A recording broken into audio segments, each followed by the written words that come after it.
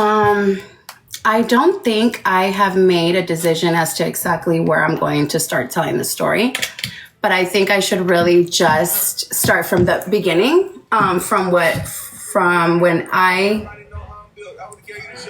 started realizing something was funny. But I think the biggest mistake that I made is thinking I have a good child and trusting him too much with too much information, too much trust. What I mean by information, a lot of you guys are asking, how is it that he knew where the money was at?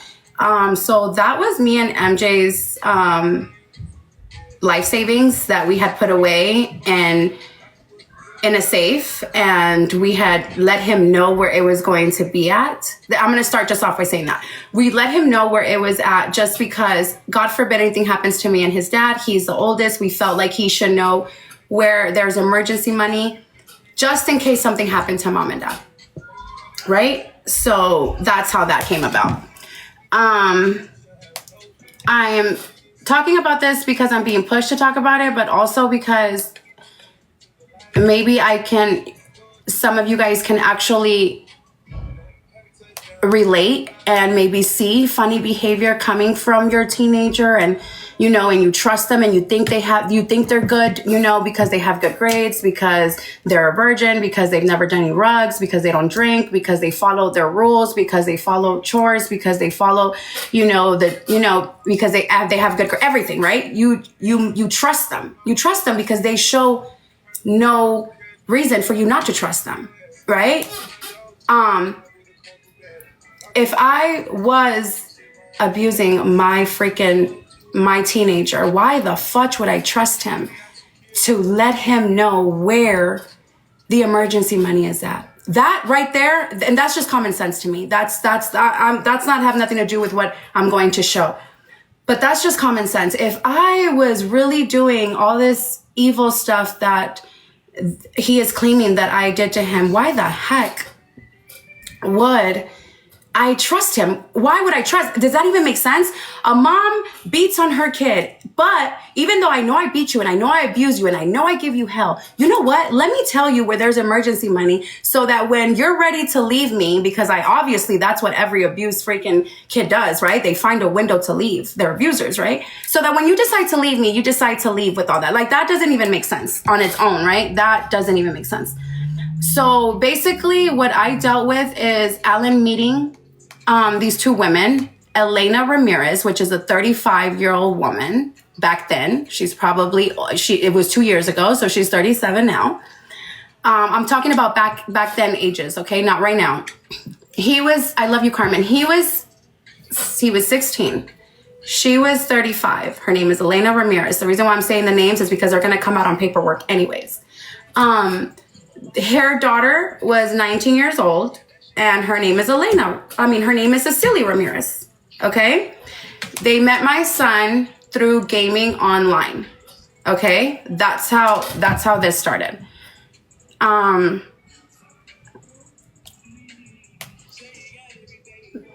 Let's look up definition of grooming so that once I read everything that I read to you guys can make your own conclusion whether it was grooming or not.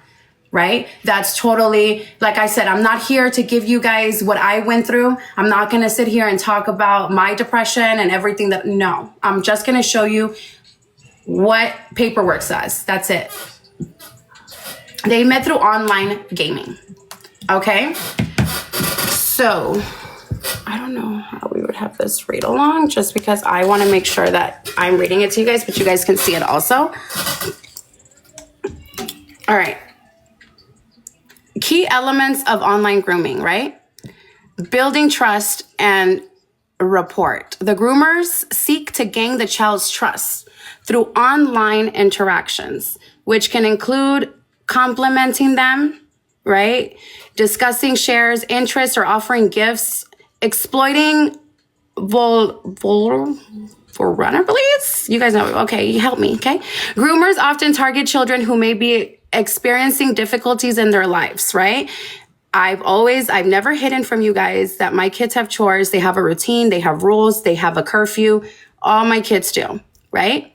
So that kind of makes sense, I guess, how she got to him, right? Groomers often target children who may have experiencing difficulties in their life, such as having unstable home environments, low self-esteem, or seeking attention and affection. Progressive escalation. The grooming process can start with seemingly innocent interactions and gradually becoming more intimate or familiar, including introducing sexual topics or exchanging explicit images. Control and manipulation. Groomers leverage trust and sometimes fear to control the child.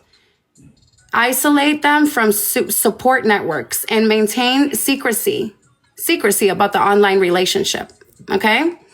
Intention to exploit. The ultimate goal is to exploit the child sexually, which could involve obtaining sexual material, meeting in person, or participating child, right? Child what? Okay. All right. We don't have to keep on doing that. Now we can move on to in California, which is where my son lived, right? A 16-year-old cannot legally have what a 19-year-old in California. Okay, mind you, there's a 36-year-old woman involved. Okay, very calculated. Everything she did was very calculated. I think you guys will be able to tell when I read the reports to you guys. Age of consent in California. The legal age of consent in California is 18. This means anyone under 18 cannot legally consent to that kind of activity, regardless of whether they agree to it. Okay, you guys can see that. Sexual intercourse with minor under is considered what in California? That's what it's considered in California. No Romeo and Juliet exception. Okay? Guess where? We'll find out where she took him, where there is a Romeo and Juliet exception. All right? So, all right. I'm glad we read that.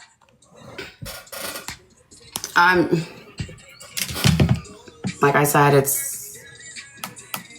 that's just where we're going to start. That's just where I want to start. I can start wherever I want to start, right?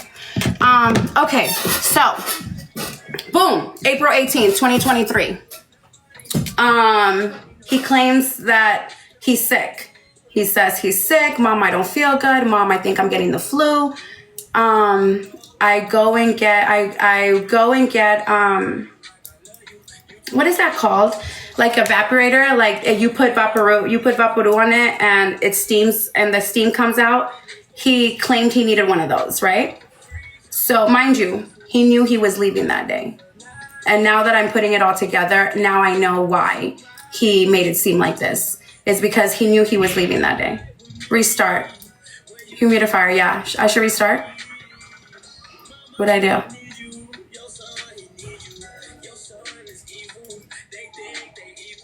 He knew I didn't have that. He knew we didn't have that at home. Yes, restart for what? Tell me why. What did I do? Oh, okay. Am I okay? Casey Carmen.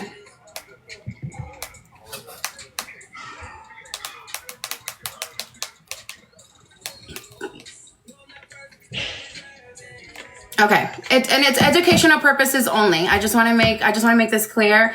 Educational purposes only, so that you guys can see for yourselves everything that I've gone through for the past 2 years. Okay. Okay. So a humidifier. Yes, he knew exactly what. Okay, Mom, Dad, I need one. Like, please, like, go get me one. Like, whatever. Dad was busy. Dad was already doing work stuff. So, of course, Mom's gonna go get it, right? Literally, April 18th. Went to go get the humidifier, came back, found a note, and he was gone. Took 15 minutes. I called the cops. The cops were able to verify. Called the cops right away. When I tell you guys, I was shocked. I couldn't believe it. I never seen that coming. I never seen that coming, ever, ever. I just did not ever think in a million years he would do that. There was no clues. There was nothing. It was just, Mom, I love you. Mom, hugs. Mom's kisses. Mom, I feel sick. Mommy, because he was a mommy's boy. He was literally a mommy's boy. It went from that to gone, like just gone, like stuff gone, everything gone. Like I said, the trust part, the reason why I felt like I shouldn't have trusted him that much is because the times that she was communicating with him, the 36-year-old woman and the 19-year-old girl, they were communicating with him at nighttime when they were supposed to be asleep, because I would take Alan's phone. I take all my kids' phones after a certain time. So, well, the little ones don't have phones, but for example, Leilani, she has a phone. She has to give it up before bedtime. That was the same rule for him. He had to give it up before bedtime. But I never took the PS5 out. I never took the Xbox out. I did take his laptop because I was like, okay, like, you don't need your laptop at night. You don't need your iPad. So I did take that, but I did not take his PS5. I did not take his Xbox. I did not take all his game systems, which is where they would communicate, is through online gaming. That's how she was able to attack, right? So while I was asleep and I trusted my teenager to be asleep, he wasn't asleep. He was on the phone or game on. The reason why I say phone is because he had snook a phone. Me and MJ have a lot of inventory when it comes to phones. We have a lot of inventory when it comes to phones.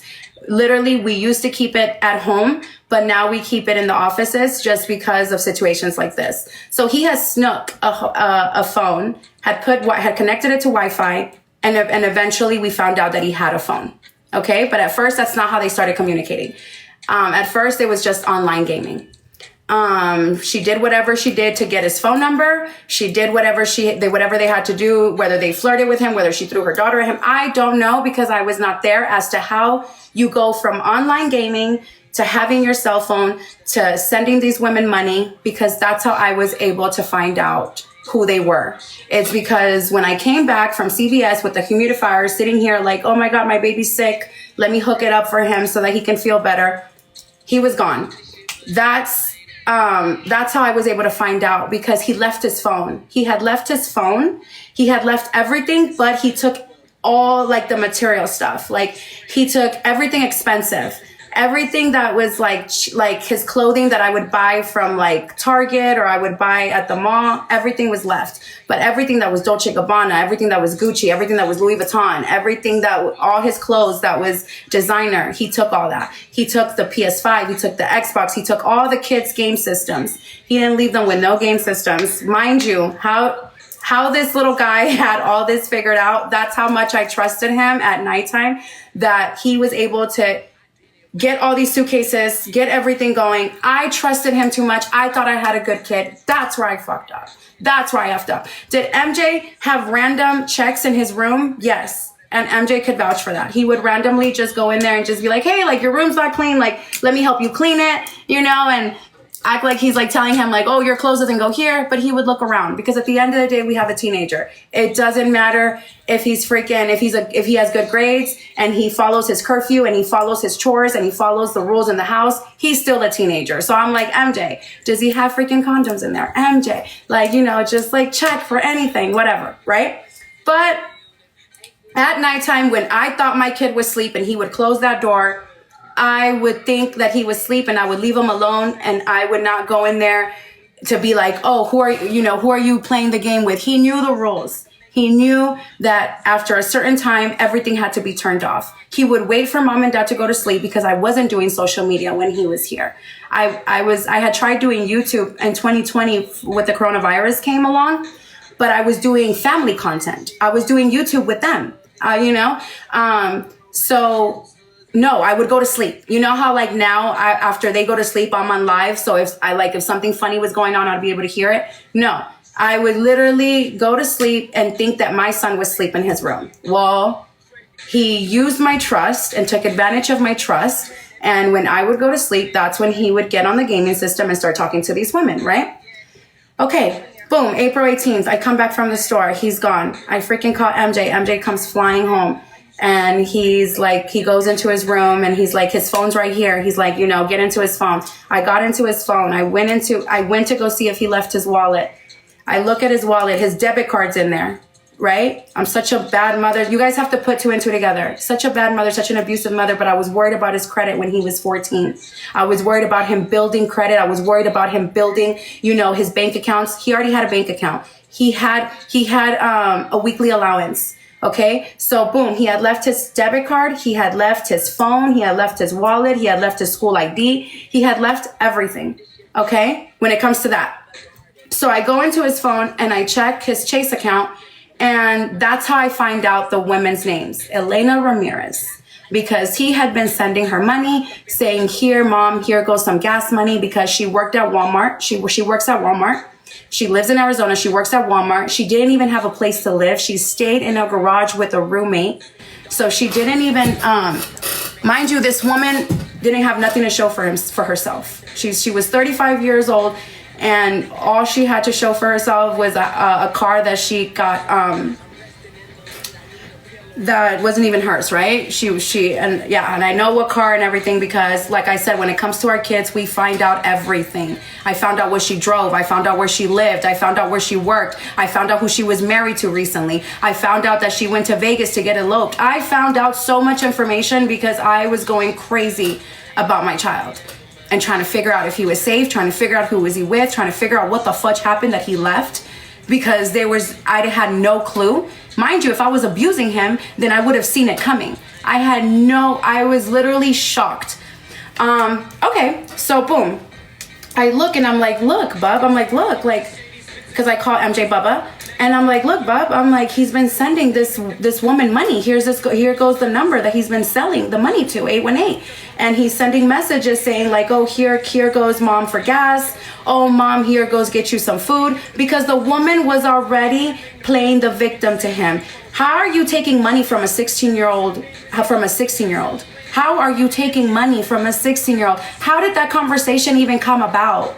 Oh, you get allowance? Oh, how much do you get? Oh, I have no gas money. Oh, I can't eat today. I don't know how that conversation comes about with a 16-year-old, but he was sending her money. I have text messages to prove it, where he's sending her money, $20, $25, $5 here and there, but he's still sending her money. Oh, get yourself some food, get yourself a cheeseburger, whatever, right? So I'm like, okay, well, this is suspicious. Who is this woman? Who is this woman? I didn't even know she was a woman. I'm thinking she's a girl. I'm like, who is this girl he's sending money to?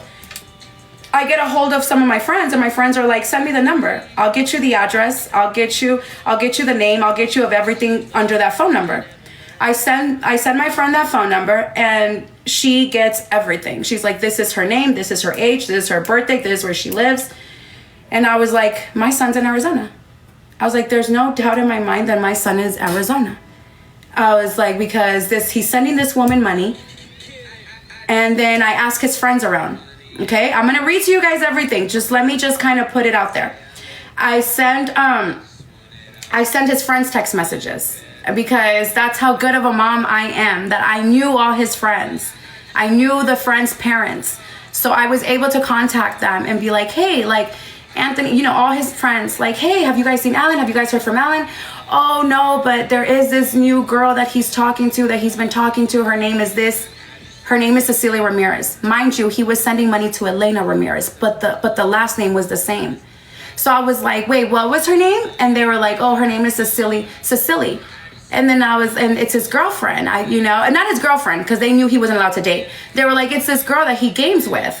And then I was like, well, do you guys know an Elena? And they were like, yeah, that's her mother. She comes and plays with us sometimes too. I was like, well, did you guys know that Alan has been sending her money? I was like, do you guys know where she lives? And they were like, yeah, she lives in Arizona. So here goes his friends giving me all the 411, right? Because he had good friends. Now he doesn't have those friends. Those friends have cut him off after all the actions that he's taken. Those friends have completely cut him off, and I still can contact them, if I have to. So they were like, what do you mean? Like, what's going on? Why are you looking for him? And I was like, he's gone. I was like, and he left me this note. I was like, and the note pretty much I'm not going to quote it if we find it and we read it, but it pretty much said, I'm sorry that I can't be the man that you want me to be. I will become who you want me to become. I love you, and I will contact you soon. Something like that, the note said. And then I was like, okay, well, I was like, if you guys hear from him, you guys please call me, let me know. His friends are like, of course, we'll call you and let you know. Boom. I call this lady because I have her number. So I call her, and I was like, hello. I was like, you know my son. I was like, where's my son? I was like, how do you know my son? I asked questions. This lady had there was no There was just nothing in her voice. It was just like, oh, what? Oh, yeah, I know Alan. Oh, yeah, what? What is it? Oh, what? He doesn't send me no money. Denying everything, lying about everything from the beginning. Mind you, I had proof, but already lying. Mind you, I didn't tell her I had proof. I was just asking questions. I did not call and tell her, oh, I know my son sends you money. Oh, I know you have my son, because I felt it. As a mommy, I felt it. I knew it, right? I did not call and put her up on game. I was just asking questions like, hey, how do you know Alan? Hey, how'd you meet Alan? Hey, have you talked to him lately? Mind you, his friends had already told me that's the mother. She's dating, he's dating the daughter. They had already put me up on game with everything, but I didn't tell this lady nothing. I just wanted to hear her lies. I wanted to hear her bullcrap, or I wanted to see if she was going to be sincere and be like, yes, I know your son. He's dating my daughter. Yes, he sends me money. If you have nothing to hide and you think you're not doing nothing wrong, why not tell me, right? So I'm on the phone. I was like, how do you know Alan? Have you talked to Alan? Oh, no. I was like, has Alan, sent you any text messages? Has he sent you any money? Oh, no, I haven't talked to Alan. No, my daughter hasn't talked to him. No, I don't know what's going on. Why? What's happening? I was like, my son is gone, and they're saying that he's dating your daughter. So I think he left with your daughter. Oh, no, my daughter's here with me. No, absolutely not. Why would you assume that? Off the bat, her guard was up. Off the bat, she went on attack mode. Why would you think that? Why would you automatically think that he's with me? And I was like, because of everything that's going on, everything that's been going on. I was like, I didn't even know that you talked to my son. I didn't even know that, let's have a throw party, chat. No, I'm just kidding. I love you, Carmen. I didn't even know that, you were communicating with my son, I didn't know nothing.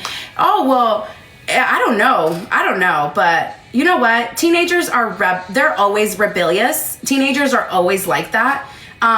Don't worry, if he left, he'll be back. Yeah, I had a brother that ran away, and mind you, at this point I'm crying, because at this point I kind of fell for her crap. Like, I was like, wow. I was like, she's with her daughter. I was like, can I talk to your daughter? And then she was like, oh no, my daughter's having anxiety. She's like throwing up. She hasn't been able to sleep. No, she can't talk to no one. I was like, your daughter's 18. I was like, and I have her phone number. I was like, so technically I can just call her myself. Why are you harassing? Why are you trying to harass us?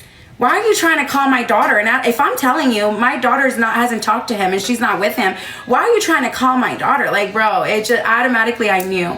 At this point, I'm already crying, right? Like, I'm already crying to her on the phone because I'm getting frustrated. I'm getting mad because I feel it. Like, I know she's lying to me.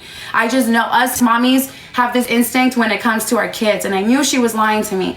And I was like, well, you know what? I'm going to report all this to the police. I was like, just know that now you're harassing me. Oh, now you're harassing me, bro. Okay. Hung up on her ass. Boom. Called the police. And I was like, this is who he's been sending money to. This is his girlfriend. This is the girlfriend's mom. I was like, this is where I think my son is at. Okay. They were like, okay, we're going to come and make a report, right? Because I heard the little druggy girl that just did an interview with him. I heard her say, oh, she didn't even come look for you.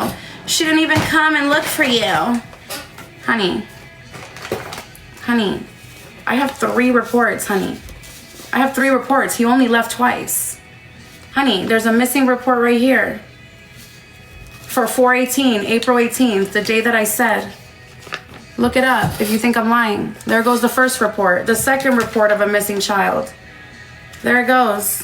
6/27, the second time he left. There it goes. This is something different that we'll talk about in a bit.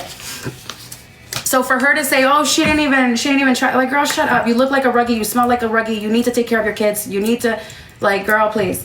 Okay, so I made up a report, and the cops were like, oh, okay, we'll put him in the data. We'll put him as missing. And I was like, no. I was like, you guys don't understand the law. I was like, oh, and then Dad. Oh, mind you, Dad goes upstairs to the safe. I don't know what makes MJ go upstairs and check that. Well, duh, because it's like if you're running away, right? Social Security gone. Birth certificate gone. $40,000 cash gone. MJ comes downstairs and he was like, he took the emergency money.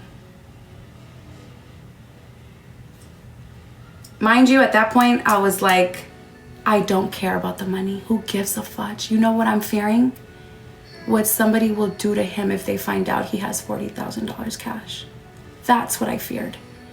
That became real, because I know people do stuff for way less. I know people do stuff for way less. Okay? So as soon as I was like, fudge, bro. I was like, who did he go with? What the fudge is he doing? Why would a 16-year-old need $40,000 cash? Why? For what? What are you planning on doing? Who are you with? What the fudge is going on? You have allowance. I used to make sure he would save his money. You know what I mean? Like so I know he had, but mind you, he left his debit card because he didn't want me to track him. He didn't want me to track him, so he left his debit card. So all the savings that he had, which was only a couple hundreds, it's not like the kid would freaking save a whole bunch, you know? I know, honestly, I'm lying. I think it was like $1,000 that he had saved, but he left it all. Want to know why? Because he needed that cash. He did not want to be tracked, right? Because like he said in his own words, the plan was to never get caught. And he said that in his own words today in his interview. The plan was to never get caught. So boom, freaking, I call the cops and I'm like, MJ's like, we're debating. If we tell the cops, now this turns into a criminal offense. Now it's not just a runaway. Now it's a criminal offense, right? Like now he's a criminal. Now he becomes a criminal. Now they're looking to arrest him. Now they're looking because that's Grand Theft Auto. So I was like, maybe I shouldn't say exactly. The very first time that I told the cops, I did not say exactly how much. I just said he took emergency money, and they were like, oh, how much? I was like, I don't know. I have to go find out, because I did not want them to go and arrest him. I wanted them to go find him. Okay. So they leave my house. I call my mother, because back then I was still communicating with my family. I call my mother and I'm crying to my mother, and I'm literally, and she can vouch. That's another thing. If I abuse these kids so much, why isn't my mother coming out and talking? Why isn't my father coming out and talking? The people that he lives with, because he lives with my mom, with my dad, with my brother, with my sister. Why is it that I'm getting text messages from my sister when she's tipsy saying, I'm sorry that things are the way they are. I wish things were different. I miss you. I love you. Why is it that my brother's telling me, you know what, like he's not all there. Something's wrong with your son. Like I see that he's evil. Why is my brother telling me this stuff? Why is my mom and dad, after I cut them off, how come they haven't came out to talk with him? If they care about their grandchildren that are here, and they feel like there's 7 children here that need help and are being abused, why aren't you coming out to the cops? Why aren't you going to the police station? Because my mom knows they're all lies, and I'm going to prove that too. Because I have a video of Alan talking to my mom and saying that he never took the money, saying that those hickeys that he had on his neck were done by MJ by choking him. I have proof of all that I'm going to show. That's why my mom is not coming out and saying nothing. Because my mom knows these kids are not abused. My mom knows. My mom's supporting him because that's just, I guess, what grandmas do, from what I was told. I don't know who the heck supports a grandchild that is going against their daughter, so much that it has their rapist with them, living with them, that has their groomer as a mother-in-law. I don't know what mother would support that, but hey, to each his own. I don't judge my mom. I love my mom just from afar. I forgive my mom for all the mistakes that she's made as my childhood. You know, there's sometimes we just have to remove ourselves from the situation. And I have done that now. I call my mom and I'm like, Mom, I'm like, he's gone, like Alan's gone. Like I'm literally freaking crying loud. Like I'm screaming to my mom. My mom's like, it's okay, Hita, like it's okay, baby. Like I don't know what the heck happened. Like, what do you mean? She didn't even see it coming. If he was so abused, my mom would have been like, well, honey, hello, of course he's gone. Look how you treat him. Look how you are. Like, no, my mom was like, what? What do you mean he's gone? What do you mean? Like, my mom was so shocked. Okay. I'm doing my freaking work on how to find him. I'm talking to people. I'm finding addresses. I'm finding where they work at. I'm finding. A week later, he left April 18, 2023. Look it up. That's a Tuesday. The very next Tuesday, which I believe was April 20 something. The very next Tuesday, he calls my mom on FaceTime. Okay? He said MJ was 16 and he was 21 when you were together. That's not true neither, and you guys can do your own math. Me and MJ's anniversary is 2011. We've been together 14 years.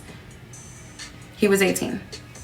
And I was 22. 18, 19, 20, 21, 22. Yeah, I'm 4 years older than him. Okay, so you threw me off, homegirl. Dumb. What was I saying? You guys know I'm like freaking Dory, bro. It's all that broccoli, bro. What was I saying? Oh, Tuesday, very next Tuesday, my mom calls me and she's like, Ruby, Alan called me. Alan called me. And I was like, oh, he called you? I was like, Mom, wait, don't talk to him until I get there. I was like, Mom, please, mind you, I'm on detective mode, chat. I'm on detective mode. I'm like, I am going to find my kid. Like, I'm going to find my kid. I go to my mom's house and I'm like, okay, call him on FaceTime. My mom calls him on FaceTime. My mom finesses him some way, somehow for him to show his surrounding in the room that he was in. MJ is on detective mode because MJ didn't have to step in for something that his own donor couldn't do.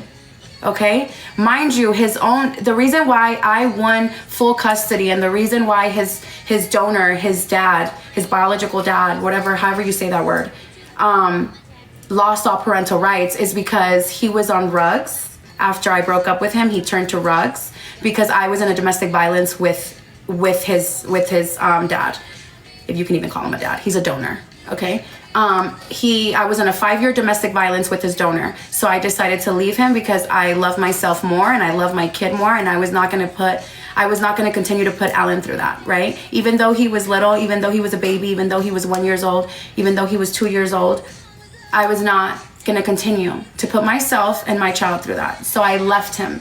I left my DV relationship for 5 years. And as soon as I left, he turned to rugs. He turned to like just the street life, to meth. He turned to all that. And instead of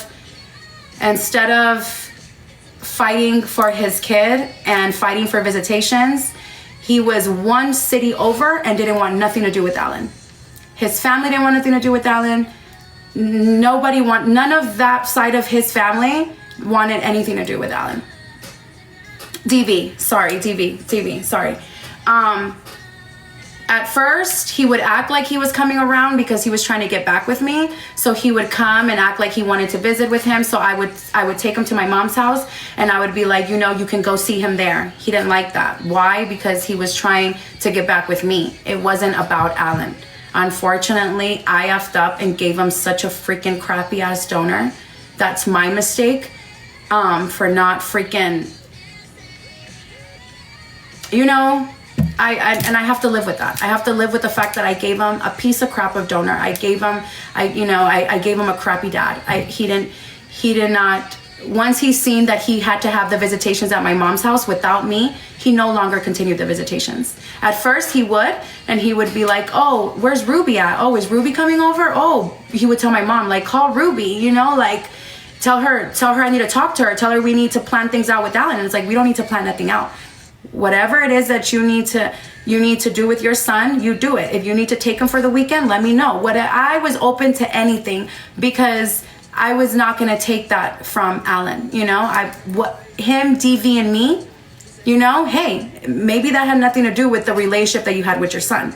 But I was wrong because as soon as I didn't want nothing to do with him and I didn't want to get back with him, he took me to court because at first we were doing everything outside of court. He took me to court, tried to get CPS involved, and said a whole bunch of lies on me that I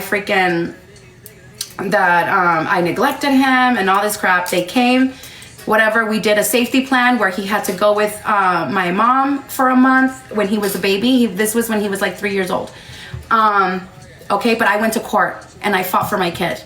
I went to court and I fought for my kid and I won full custody and he lost parental rights because everything came out to light. Okay, I was getting rug tested. He was getting rug tested. I was going to parenting classes. He wasn't going to parental classes. I was going to anger management because he claimed that I had anger management. That's why he used to beat me, because I had anger management, because I had anger problems. Okay, whatever. I'll do anger management classes. I'll do whatever I have to do to get my kid back.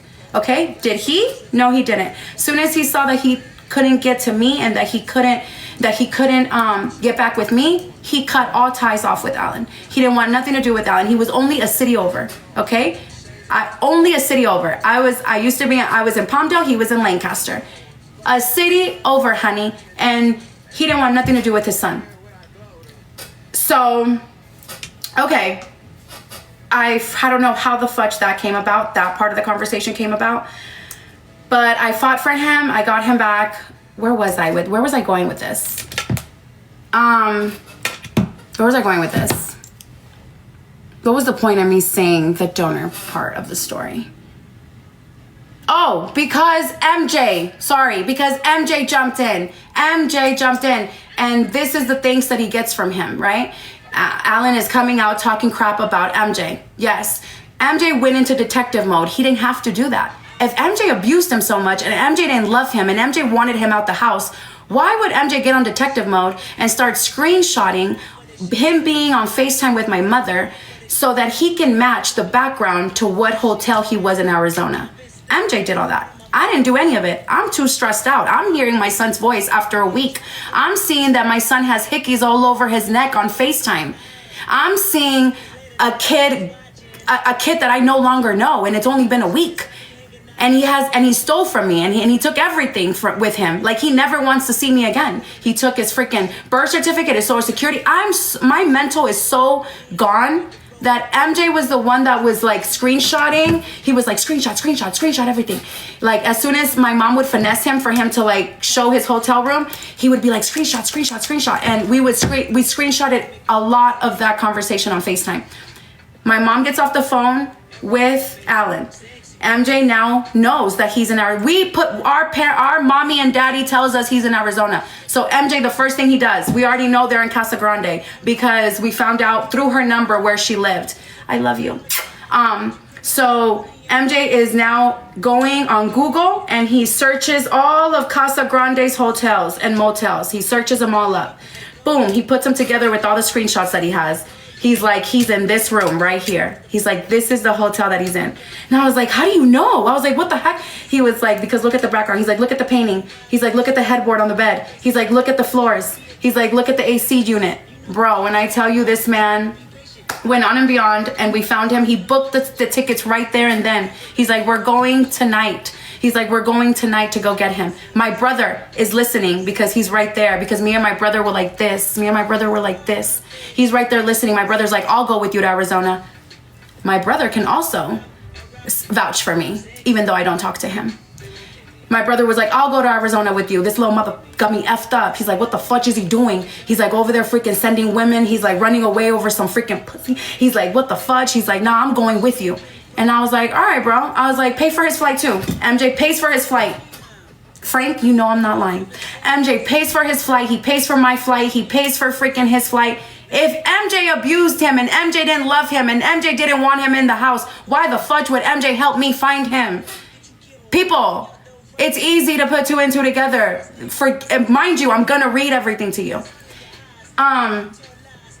Boom, we go straight to Arizona. I call Casa Grande, and I'm like, I think my son is here. I think my son is in this hotel room. Mind you, I knew what she drove. Don't ask me how I found out what she drove, but there was 2 cars. I didn't know her license plate number, but there was 2 cars in that same parking lot where MJ said that this is the hotel our son's in. I seen 2 cars that were like hers. And I called the police department, and I'm like, her car's here. And they're like, how do you know it's her car? I was like, I don't know her license plate number, but there's 2 cars here that they told me she drives, and they're in here in this parking lot. I was like, my son can't book a room, so I know she had to have booked the room. The room is gonna be under Elena Ramirez. I guarantee it. Bro, the cops show up. Me and MJ, Frank, me and my brother and MJ do a prayer together. Like, you know, like, let the truth come out. Like, please, like, if he's here, let the truth come out. We need to find out what's going on with our son. Why did he leave? We're clueless. We didn't know he had been groomed yet. We're clueless. You know, please, like, you know, whatever. We do a prayer. The cops show up. The cops are like, Ruby, I can't go into the office and ask if Elena Ramirez has a room here. That's against my restriction or whatever he said. And I looked at him and I was like, well, maybe you can ask the security, because I know how to speak too, right? I went to school for criminal justice 101. I wanted to be a cop, but that's beyond. So I was like, well, maybe you don't have to ask the office. I was like, maybe you don't have to ask the front desk. I was like, maybe you can ask the security. And he looks at me, but mind you, I'm not talking like this. I'm crying when I'm talking to the cop. Right now, I'm talking like this because I'm talking to you guys, right? And I was trying to like give him a little hint, like, you know, maybe you can go around the rules, you know? And he looked at me and he like, you can tell he felt my pain. And he was like, you know what, Ruby? He's like, let me see what I can do. He's like, why do you believe he's here? He's like, why do you think he's here? Bro, my handy dandy notebook, my handy dandy MJ. He's like, this is why, sir. Because look, this is him on FaceTime. This is the background. This is the background of this hotel. Look at the car that she drives. Look, there's one right there. That's one car. And then there was other things. He's like, how do you know that he's with Elena? Boom, we pulled out the Zelle receipts. Look, officer, this is who my son's been sending money to, a 36-year-old woman talking about here goes gas money. What kind of 36-year-old woman depends on gas money from a 16-year-old? That's beyond the point, okay? Yes, sir, here it is. So he's looking like, okay, they're only going by, there's no proof. There's no actual proof. They're just going by what they're thinking. So the cop is like, he's like, his hands are tied, right? But he feels my pain. I know he does, because at this point I'm crying to him and I'm just like, I just want my son. I just really want the son. Because that's exactly what I wanted. He goes into the office, he comes back out, and he looks like he's like on his dispatch. He's writing notes. He's in his car. And I was like, MJ, I was like, they found something. I was like, MJ, he found something. Like, I was like, oh my God. MJ was like, calm down, relax. He's like, take a breather. I was like, no, there's no way. If he didn't find nothing from in that office, he would have came out and he would have came talk to me. I was like, they found something. I go and I was like, sir. He was like, Ruby? Because mind you, he liked me and I still have in contact with this cop. I could still get in contact with this cop. He's like, Ruby? Like, he's like, you're a little too turned. Because I was like, I'm ready to drag this 36-year-old bitch. Like, drag her. Like, so he's like, Ruby? He's like, you need to calm down and you need to back up. I was like, I just want to know, was I correct? I put my hands up and I start backing up because he was in his car and his door was open. He was like, back up. He's like, back up. And I was just like, sir, I was like, please just tell me, was I right? I was like, is she here? I was like, is that her car? Is there a room under her name? Just tell me if I'm right, please, sir. And he's like, he has his camera on and he has his walkie-talkie. He said, Ruby, I can't tell you anything at this point. Bro, when I tell you, I was like, yes. He literally nodded his head yes, but in words said, Ruby, I can't tell you anything at this moment. But he nodded his head yes to me. So I knew my son was there. I knew that was the car that she drove. I knew that she put the room under her name. Everything that I felt and that MJ put together, we were right. I back up. MJ's like, back up. He's like, let him do his job at this point. He's calling back up. When I tell you, like 5 cars pull in after him. I'm shaking at this point. My brother's there witnessing it all. My brother's like, where is he? He's like, I need to talk to this little mother beeper. I was like, no. I was like, calm down. I'm still protecting my baby, bro. I'm still protecting my baby from MJ, from my brother, because my brother's like, nah, he needs to get checked. Like, I can't believe he's doing this crap. And I was like, no. I was like, calm down, bro. I was like, calm down. I was like, no, we need to talk to him. I was like, what is going on? Something is going on. We need to talk to him. And then, okay, they pull up. They're like, okay, Ruby, we found a room under her name, Elena Ramirez. You're going to have to stay here. You can't go over there. The security comes out because he had asked the security. The security came out with the list. And I was like, she was on that list, huh? I was like, she was on the list. And the security guard was like, yeah, he asked me. And I told him what room number. And the name that you're saying is correct. And I was like, what room is she in? And he was like, I can't tell you. And then the cop was like, security, the security of the hotel. He was like, you need to stay with her. Because he knew. I was like, I don't care. I don't care. Like, I am gonna freaking drag whoever the fudge I need to drag besides my baby. And the cop was like, Ruby, you don't want to catch a case in Arizona. He's like, it's different than California. He's like, in California, he's like, you know, you can probably, he's like, I know you're angry. He's like, I know you're mad. He's like, there's a reason why I'm not letting you see her.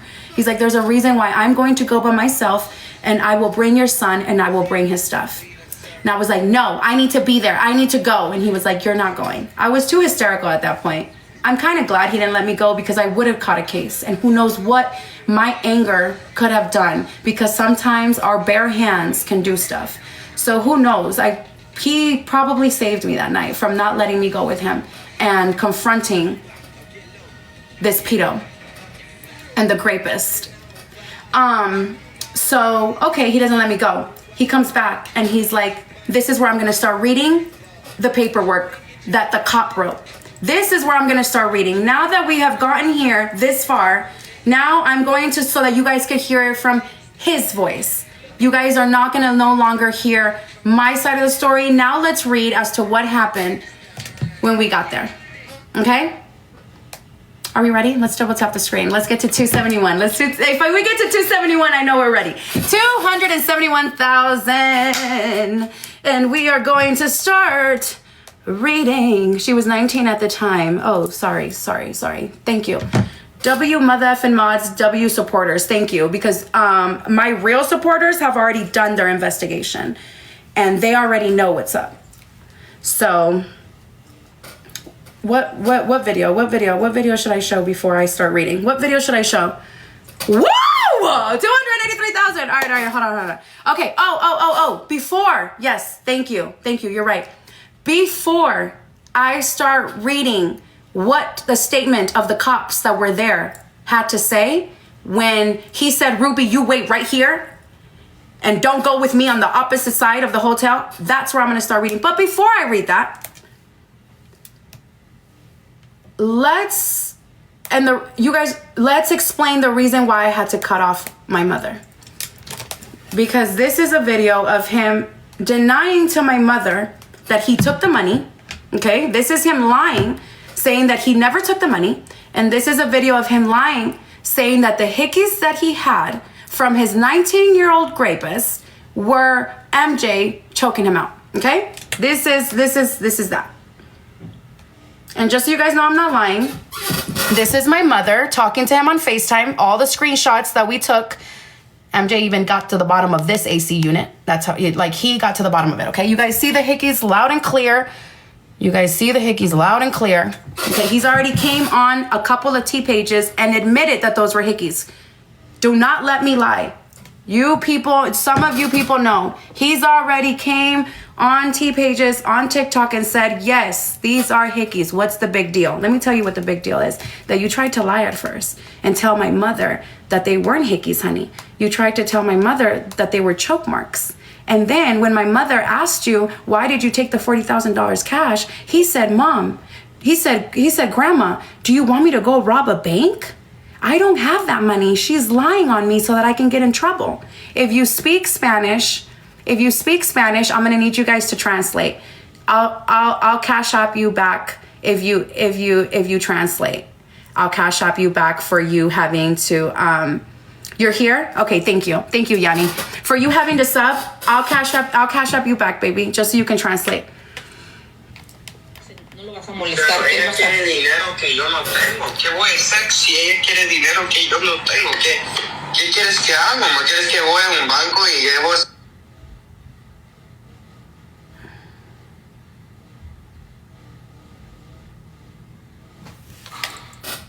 No lo vas a molestar. Pero ella quiere dinero que yo no tengo. ¿Qué voy a hacer si ella quiere dinero que yo no tengo?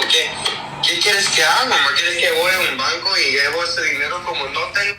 He's crying, lying to my mom, saying that he did not take this money. What do you want me to do? She wants the money. I don't have. You want me to go to the bank? And I don't know if you guys can hear, but I think he's trying to cry to my mom. I know my son well enough, but I want, this is your guys' opinion. I'm just showing you guys. This is your guys' opinion.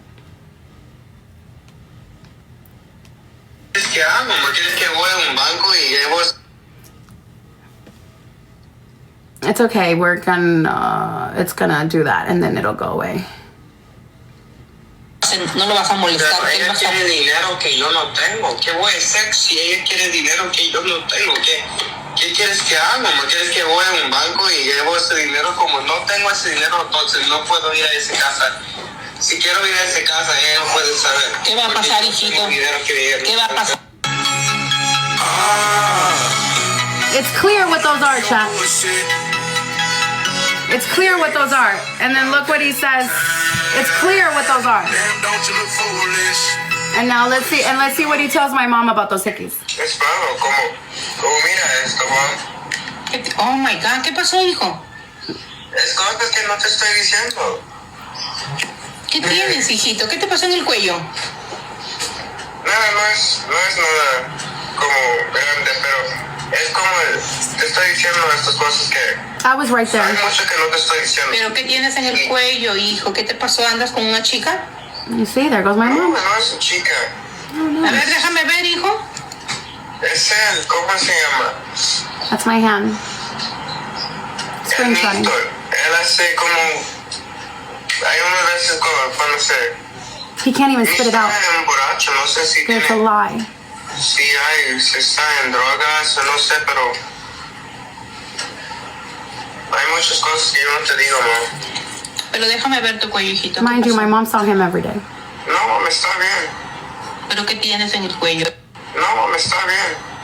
¿Pero qué tienes en el cuello? Y a mí me da la impresión de que esa es una muchacha que te chupeteó. No, Sí, hijito. es un, ¿cómo se dice? Bruce. It's a bruise. It's crazy. No sé. ¿Cómo que te quemó? ¿Un golpe? ¿Un golpe? Un golpe, no como cuando A ver, tienes para ver. el dolor. A ver. Pero eso, a ver. Deja. Like, girl, you're frustrated. I'm frustrated. Espera, mijito. ¿Qué fue? A ver. Pero eso es como que te quemaste. ¿Te quemaste con cigarro? Look at my mom giving him a lie to No, say. no me quemaron con cigarro. ¿Y qué es? Es de un, pero no es de cigarro, es como de un golpe.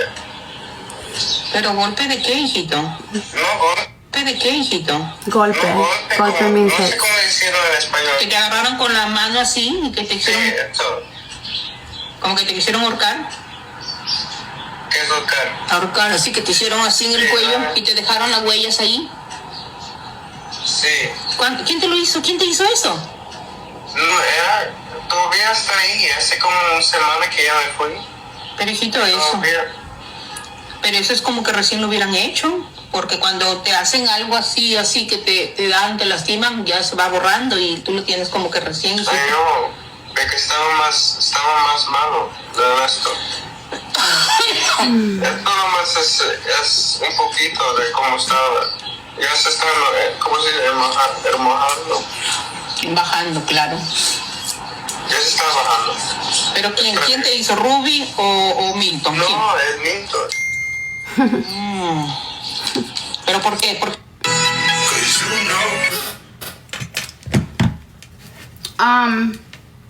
A kid that's really abused doesn't have to lie about their abuse.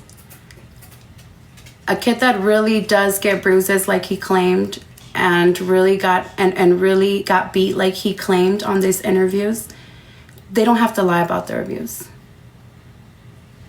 He said clearly MJ did it. Clearly, and he clearly said that he had no money, that he would have to go rob a bank. If you want me to admit that I took the money, then I have to go rob the bank because I have no money. If you're really abused, you do not have to lie about your abuse. You do not have to lie and say hickeys are choke marks. You do not have to, and if you're really abused, my mom would have seen it. My mom used to see these kids every day. I used to pay her weekly so that she could stay with them. I used to pay her weekly so that she could stay with them. My mom knows I'm not lying. She would see them because I would work every day. MJ worked every day. There's like, you have a phone. He had a phone. If he had bruises every day, why isn't he taking pictures of his bruises? Why isn't he going and reporting this to the cops? Why lie? Why, if you're really abused, why lie and say that those hickeys were from your dad? Why? I don't understand it. But let's go back to the cop telling me to stay away and stay right here while he goes and knocks on the door of where Elena Ramirez, the 36-year-old woman's at, the 19-year-old Cecilia Ramirez, and my son, because they didn't have separate rooms. There was only one room, and my son had paid for it for the full month. My son had paid $1,000 and something for that room. Do you think the 36-year-old woman got her own room? No, she was right there with them. Want to know why? Because she once she got a grasp of him, she couldn't let him go. Okay, because that's what groomers do. Groomers are there to control you. Okay? Okay, they're there to control you. So she didn't even, they had the money to get 2 different rooms. And if he's dating your daughter, wouldn't you want to give them privacy? Wouldn't you want them to be alone? I don't know what kind of sick mom that is, because I would never let my 19-year-old daughter be with a 16-year-old and rent a freaking hotel room and give them their time. I don't know how that works, because I'm not sick like that. I would never be sick like that. But I would think you would at least want them to be. Why would you want to be there with them? You would think, at least, mind you, he has hickeys. So so your daughter did all that to him while you were right there in the same room? So my son lost his virginity while you were where? Where were you? I don't know, because I'm not sick, and I don't need to try to understand sick people's brains and sick people's minds. I just know that the cop told me there's only one room. There's not 2 rooms. He's like, there's one room. He's like, I'm gonna go knock on it, and I believe that they're all in there. Okay, so now let's go. Hold on. Let me.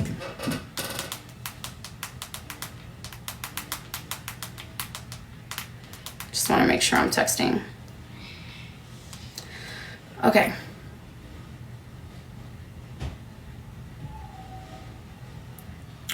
I'm gonna read this, but this is not where it starts, where the cop told me to wait on the other side. But who cares? Let's just do it, just so that you guys can have it, right? Okay, sorry. On April 2023, at approximately, Ruby contacted GBD again and spoke to Officer Chappelle regarding the incident. Was unable to contact Elena at the residence. At approximately 15:49 hours, I contacted Elena at Casa Grande Police Department, reference office Chappelle, trying to get a hold of her earlier in the day. Elena said she felt as if she was being harassed and claimed to not have been in contact with Alan since he had been a runaway. Elena went on to explain that she and her daughter Cecily had been in contact with Alan for a while and said that he had divulged that he was being abused by his parents and wanted to get away. Look who is the first person that says these words to the cops. Look who is manipulating the full story. Look who starts the lies. Elena denied being part of Alan running away, but essentially said that she saw it coming. I wonder why you saw it coming. Maybe because you groomed him? Elena showed me screenshots. Elena showed me screenshots. Mind you, these are screenshots that they did themselves. They can't, on the screenshots of the text messages of me supposedly calling my kid stupid, they can't show my phone number. They have it saved under mom. Like anybody can do that, right? Elena showed me screenshots that were sent by Alan, which showed text conversations between him and his mother, where she was calling her children stupid. Okay, yeah, right. All right, here goes this. All right, let's see, let's start off again where we need to start off. Okay, there goes everything. The case is child kidnapping. There's 3 counts: custodial interference, false reporting to law enforcement, and hindering prosecution, 2nd degree. Suspect Ramirez Elena Elizabeth. Suspect Ramirez Cecilia Elizabeth. Victim Vargas Ruby Lady. Okay, I don't give a fudge. I'm never a victim. I don't give a fudge what this crap says. Okay, Ruby asked around his friends and was able to find out that her name was Cecilia Ramirez and her mom's name was Elena Ramirez, and found that they had moved to Arizona approximately 1 year prior. Ruby stated that she had that she had not had any contact with Alan since he had ran away, but said that he had a friend send her a message to be forwarded to her. Okay, mind you guys, let me clear this up. Let me clear this up.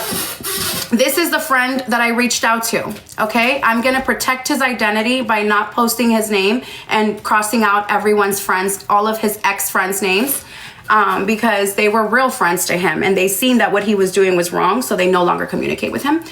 So I'm gonna protect their identity. This message he sent to one of his friends to send to me. So this text message that I showed the cops on my phone, it wasn't, what's the girlfriend's real age? You want me to show her birthday? I can show her birthday. This text message wasn't sent to me directly. He sent it to one of his best friends, and then his best friend sent it to me, and then I showed it to the cop. Mind you, this was April, what does it say? It says April 20th. This was when he still had the $40,000 in his hands. Him, his groomer, and his rapist. Still, this message that you guys are I'm going to read to you, it's when he still had the cash on him, okay? Because you guys are the reason why I'm saying this is because I want you guys to see the difference on how he talks to me when he had the money and how he talks to me when he no longer had the money. Okay? That's the point of me explaining that, chat. Okay? All right. So I'm sorry, okay? You tell me if this sounds like a kid. Like, why couldn't you tell me right here that you were being abused, honey?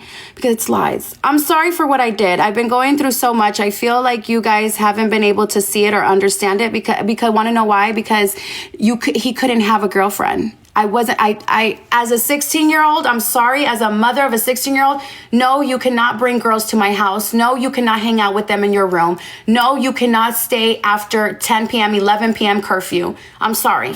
Okay, so I think this is where that message is coming from. I think this is where he's saying, able to see it. I'm so sorry for what I did. I've been going through so much, and I feel like you guys haven't been able to see it or understand it because I've tried talking and tried showing you the signs. I'm safe with the spiritual brother and his family. I'm going to keep praying about it and text you when I'm ready. If you can please sit down together. Okay, he's not telling me he's being abused. He's not telling me, hey, mom, I'm leaving you because of the way you and my dad used to freaking... No. Everything that he's saying now, he's not saying here. If you can please sit down together, you and my father. This is him calling MJ his father, but now he's a piece of crap, he says. You and my father, and try to figure out why I did this if you don't know. I don't know. And I was clueless, and I'm still sitting here trying to figure it out, and then I found out he was groomed. I love you guys. This wasn't what I wanted to do. Okay? So who wanted you to do this, baby? Who wanted you to do this? Was it the 36-year-old woman that didn't have nothing to show for herself, that was living in her roommates, that works at Walmart? I love you guys. This wasn't what I wanted to do because I love you guys. I see all the things you guys do for me, but I needed love in a different way. I'm sorry. I can't give you no. And I wanted to keep you a virgin. I'm sorry. Until you were old enough to take care of a woman. That's what I wanted to do. I needed love in a different way. I couldn't give you that. I couldn't give you love that way, honey. Not a materialistic way. One thing that really hurt me was the day that you guys brought up what I did in my past, which I'm not going to say what he did in his past. When I didn't know, that hurt when I didn't know God. That hurt me to my core. That hurt me to my very core. And that was my last straw. I am strong enough to make a smart decision and not do something that had hurt everyone worse. Okay? I don't know what he meant by that. I love you guys so much. I will text you guys when I'm ready to talk. I love you guys so much. Okay? At the time, the only information she had was that Alan was possibly in Los Angeles staying with a friend. However, Ruby felt as if he was actually going to Arizona and was being coerced by Elena and Cecily. On April 20th, 23, at approximately 12 hours, Ruby contacted the police department again and spoke to Officer Chappelle regarding the incident. Officer Chappelle was unable to contact Elena at the residence. At approximately 15:49 hours, I contacted Elena at the Casa Grande Police Department reference office, Chappelle trying to get a hold of her earlier in the day. Elena said she felt as if she was being harassed and claimed to not have been in contact with Alan since he had been a runaway. Why are you lying, Elena? If you're trying to protect the child from being abused, why are you lying? Wouldn't this be the perfect opportunity to say, yes, I went to California and took this kid because he is being... Why lie to the cops, honey? Elena went on to explain that she had her daughter, that she and her daughter Cecily had been in contact with Alan for a while. Of course you have. And said that he had divulged that he was being abused by his parents and wanted to get away. Wow, interesting.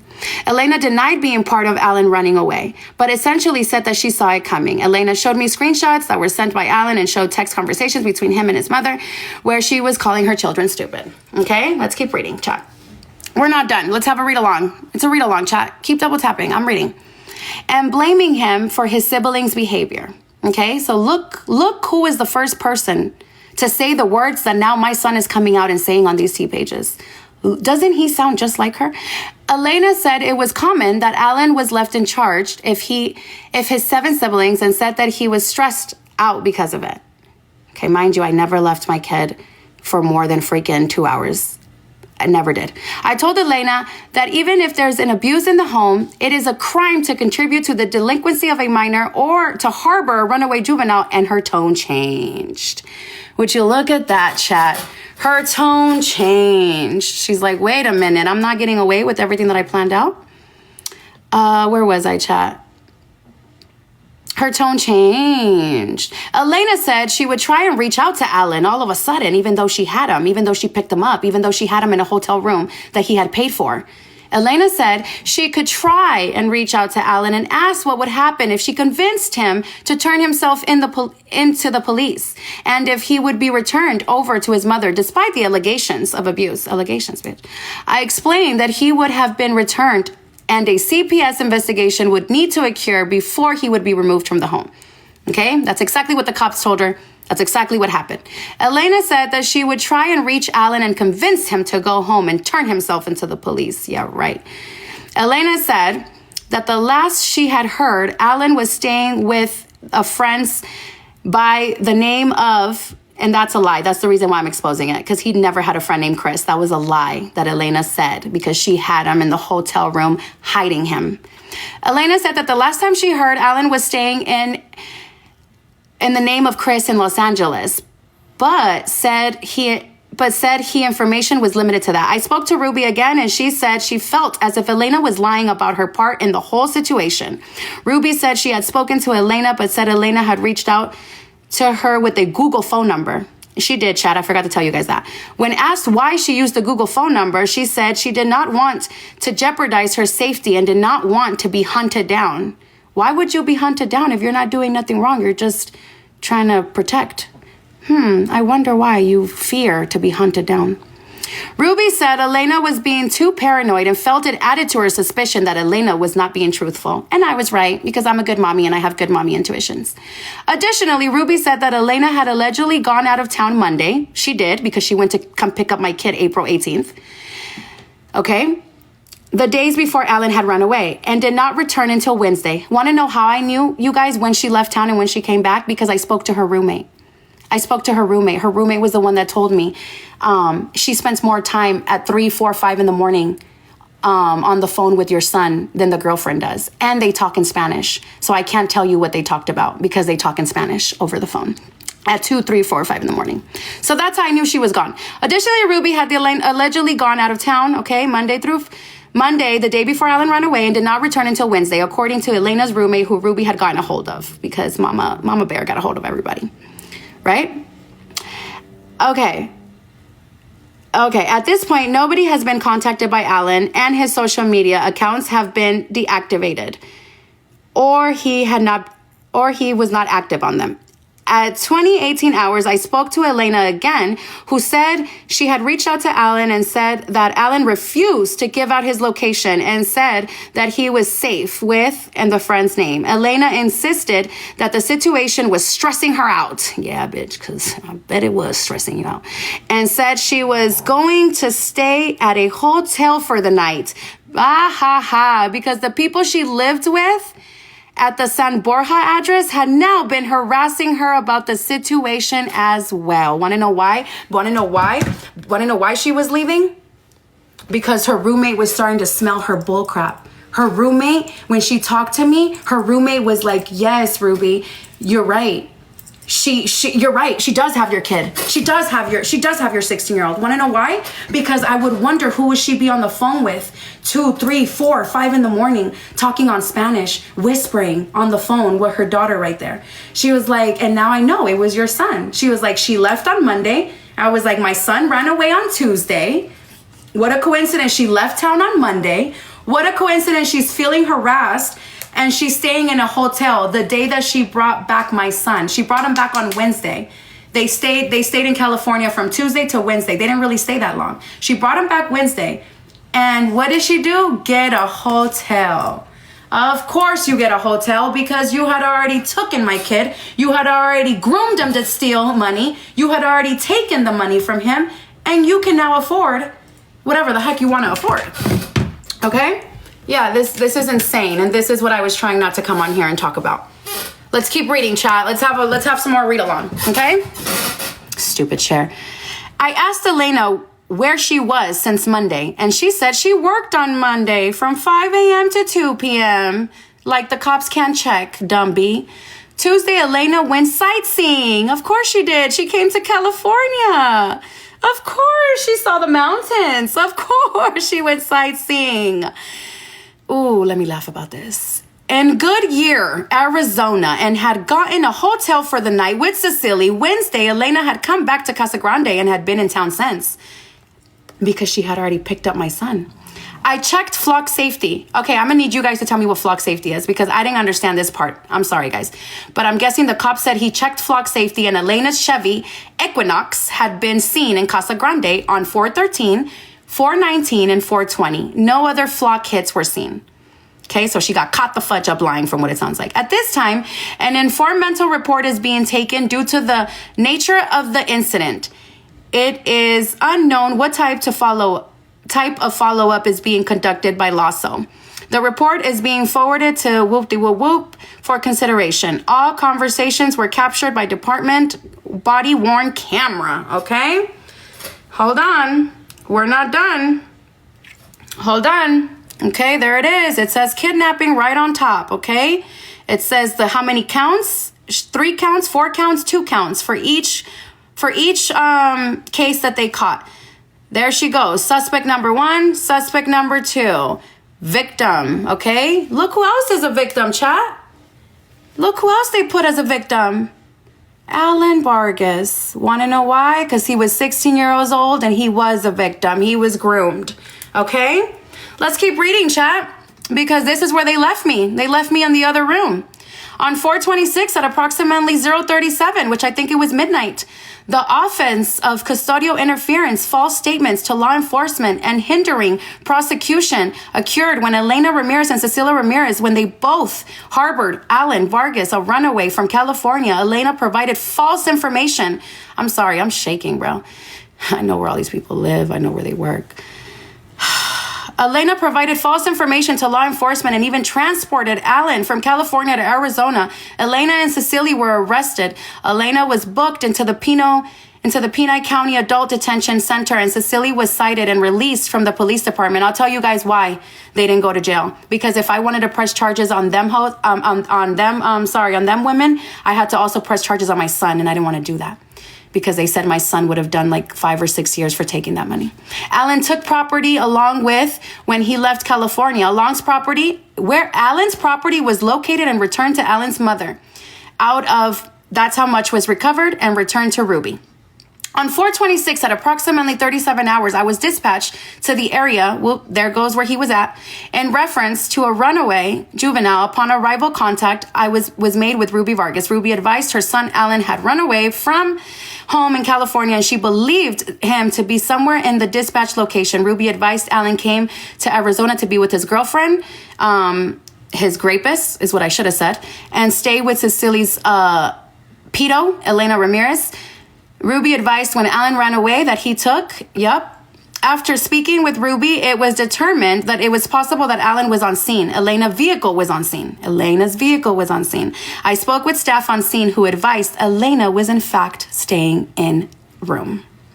Contact was made with Elena at the room. Elena stated Alan was not there. Would you look at that, chat?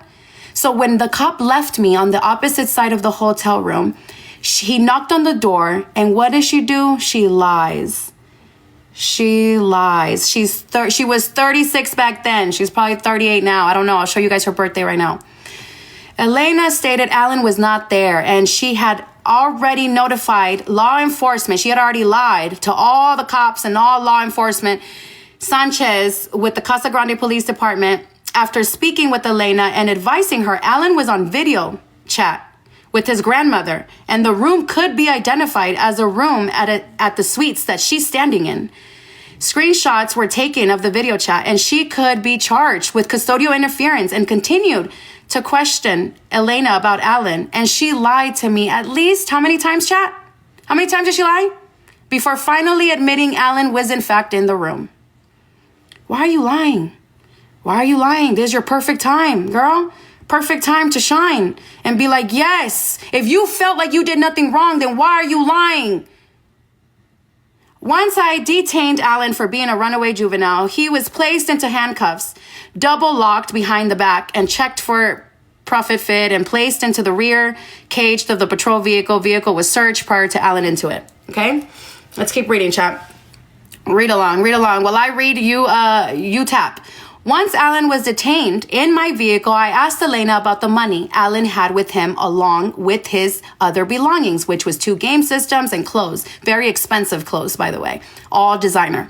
Elena advised she did not know about his belongings, that he only had 1 bag with clothes. Elena also advised that she did not know about no money. What money? There's no money.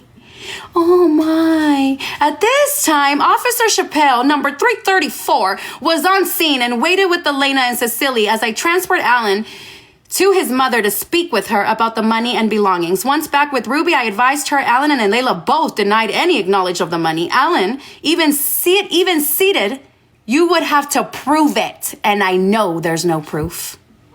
Alan even stated, Alan was sitting right there stating to the cop, laughing at me in the cop's face, saying, you would have to prove it, and I know there's no proof.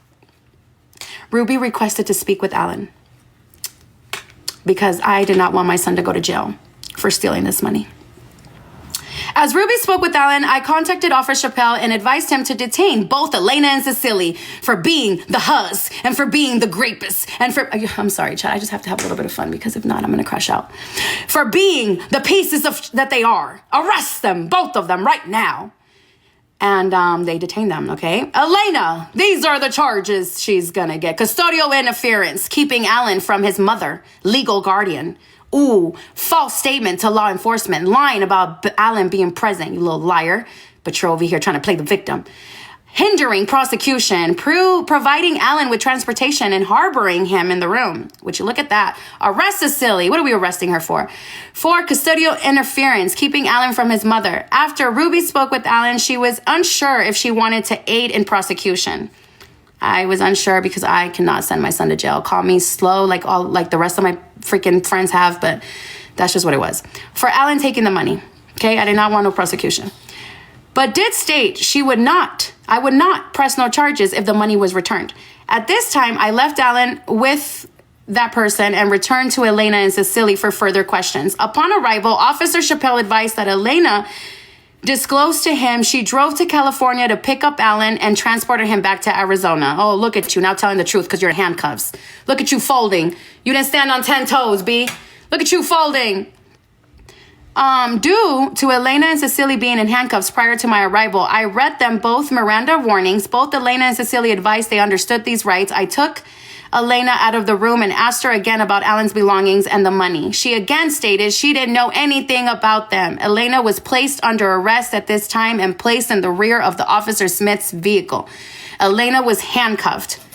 Let's keep going, chat. It's almost over, I promise. We'll never have to do this again. Behind the back, okay? She was handcuffed behind the back, double locked, and checked for proper fit in the rear of the car. They were, okay, whatever. I spoke with Cecily and asked her about Alan's belongings and the money. Look who spoke, chat. Look who had more heart than the 36-year-old woman and my own son. Cecily advised if anyone knew about the money, it would be my mother, Elena. Cecily also advised her mother, Elena, has a storage unit and Alan's belongings could be there.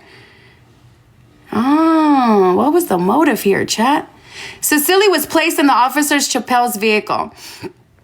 Cecily was handcuffed behind her back, double locked, and checked to the proper fit. Okay, whatever. I questioned Elena about the storage unit. Now, she stated, Alan's belongings are in there.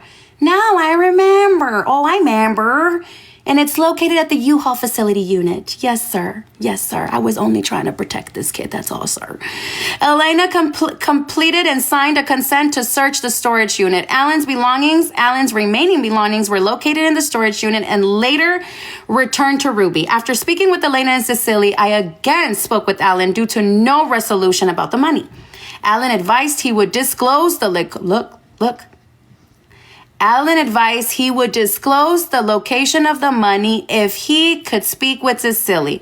That is the only way that I will give up this money is if I can talk to my rapist. And of course, the cop agreed to this. And Alan advised that the money was in Elena's residence, hidden in a box in the garage, chat. Alan briefly spoke with Cecily. No colluding occurred. I was present. I again spoke with Elena and advised her Alan disclosed she had hidden the money. And again told her Ruby's wishes were to get the money back and not aid in prosecution. Elena completed the additional consent to search her room and she was renting a room. This 36-year-old woman had nothing to show for herself. Along with the garage where she also said the money was located now. I went to... and I should have exposed that mother effing address, and conducted a constant search, even though I know where she stays at now. That's not the recent address. And conducted a constant search because she got thrown out.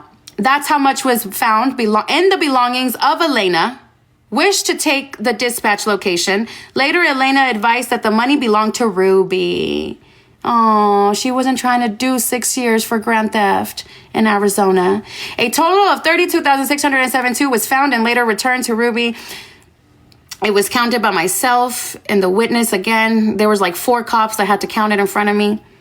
Police department planned on holding Alan. He was separated from the adult by sight and sound, and the department has separated accommodations from juveniles and adults. Alan was removed. A runaway letter sent over to Ruby. Okay? Hold on. Okay, what happened to Cecily? Cecily was cited and released from the Casa Grande department. Okay, Elena was later booked into Pinal County Adult Detention Center for the following charges. There goes the following charges. Custodial interference. I think we've already read all this. Keeping Alan away from his mother on 3 counts. Once for my request, once for Officer Sanchez's request, and once for Ruby's request to return her child. Another count. There's going to be 4 counts. False statement to law enforcement, lying about Alan being present, 4 counts, lying to Officer Sanchez about the location of Alan, lying to me about Alan's location, lying to me about Alan's belongings, lying to me about Alan's transportation in Arizona. This is 2 counts of hindering prosecution, providing Alan with transportation and harboring him in the room. 2 counts, concealing Alan from law enforcement and providing transportation to Alan from California to Arizona. Victims' rights were completed and mailed to Ruby. Okay? Let's see what happened. Let's see what the next picture. Oh no, sorry. Oh, so sorry. Did not mean to show. That's Booktooth. Sorry. He was coming for me, so I screenshotted that just in case, chat. Just in case, chat. Sorry. Okay, hold on. Okay, and let's see. Let's see what they got. Because they're on parole. Let's see what it was. Let's see.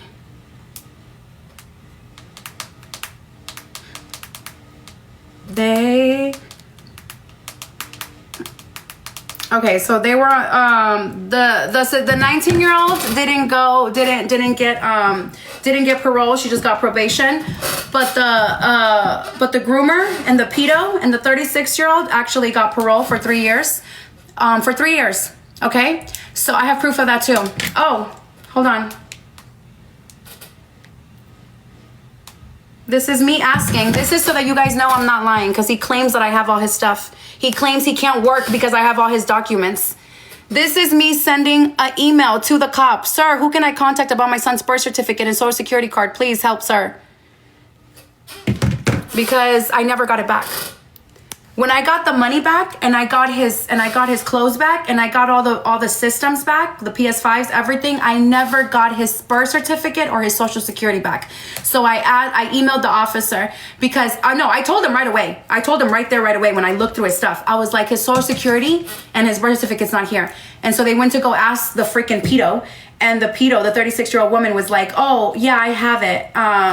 But she was already locked up. She was already like in jail when the officer asked her. And then the officer called me back and was like, okay, she said that whenever she bails out, because they kept $8,000 out of my money in a week. If you guys can do the math, 40,000, only 32 was given back. 8,000 was, so she bailed herself out with my money. So he was like, whenever she bails herself out or whenever she sees the judges and gets out, she said she's going to mail it. She's going to give it to us and we're going to mail it back to you.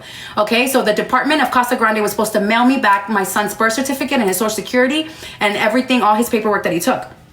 Because he's claiming he can't work because of that. No, more like he is used to being spoiled. He's used to getting allowances every week. He's used to living a free stress life. So that's why he's lying to you guys and saying that he doesn't have his paperwork so that you guys can gift him, GoFundMe, Amazon wishlist, all this stuff, okay? Because lifestyle has, because it has hit, okay? The lifestyle that he had has hit, okay? So that's proof that I do not have any of his papers. I do not have any of his paperwork. He took it all. He didn't want nothing to do with me when he left. His groomer had groomed him to leave.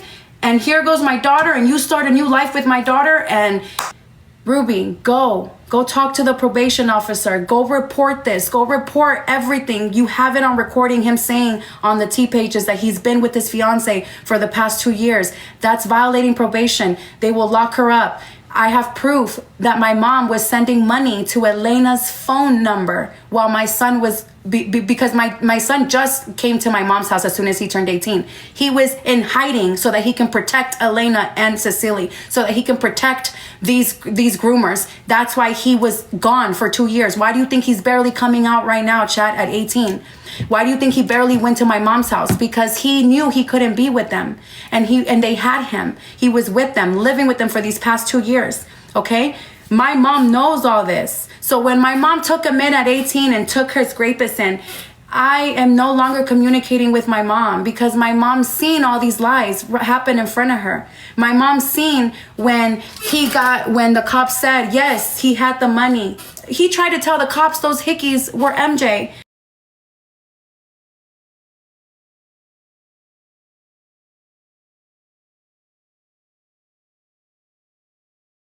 Wouldn't be able to talk. Your voice would be gone.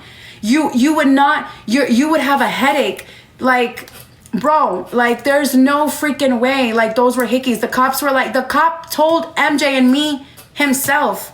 He's like, you have a rebellious teenager. If I were you, I would give him a really good ass whooping right now as soon as he comes out. Because they were holding him and then they released him to me. And I was talking to the cop and the cop was like, I was like, what would you do if he was your son? You know, and he had done all this. He was like, I would give him a very good ass whooping because he had no remorse, Ruby. He's like, when I was talking to him, he had no remorse. He said, you're a liar. He said, he didn't have no money. He said that you're only saying that so you can get him in trouble because you abuse him. He said that those hickeys were done by his dad. He said that you guys abuse him all the time. So I'm going to have to write all that. Bro, They called CPS on me in California. CPS came, knocked on my door at a random time, at a random day. I have nothing to hide. I opened the door for them. I let them in. He called the cops. He tried to tell the cops that that me and MJ were doing all this. The cops freaking came. They talked to me. They didn't tell me what time they were coming. I have nothing to hide.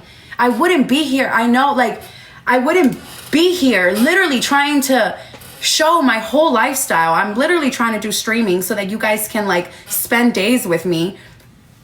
All this happened. I have been quiet about it. I started social media, I want to say November of 2023. I started social media November of 2023. This is when I came to TikTok. I was at my very last ends. I didn't believe in humans anymore. I believed the world was a piece of crap. I didn't want to continue. I didn't want to continue going on anymore. I was in a very effed up mental health. Okay. I had to realize there's still good humans out here. I had to realize you have 7 other lives you have to live for. You blame yourself. What did I do wrong? I questioned myself like crazy. What the heck did I do wrong? Where did I go wrong? What did I do? What the fudge? Where did I fail him? Like, where did I still question myself like that. I still do.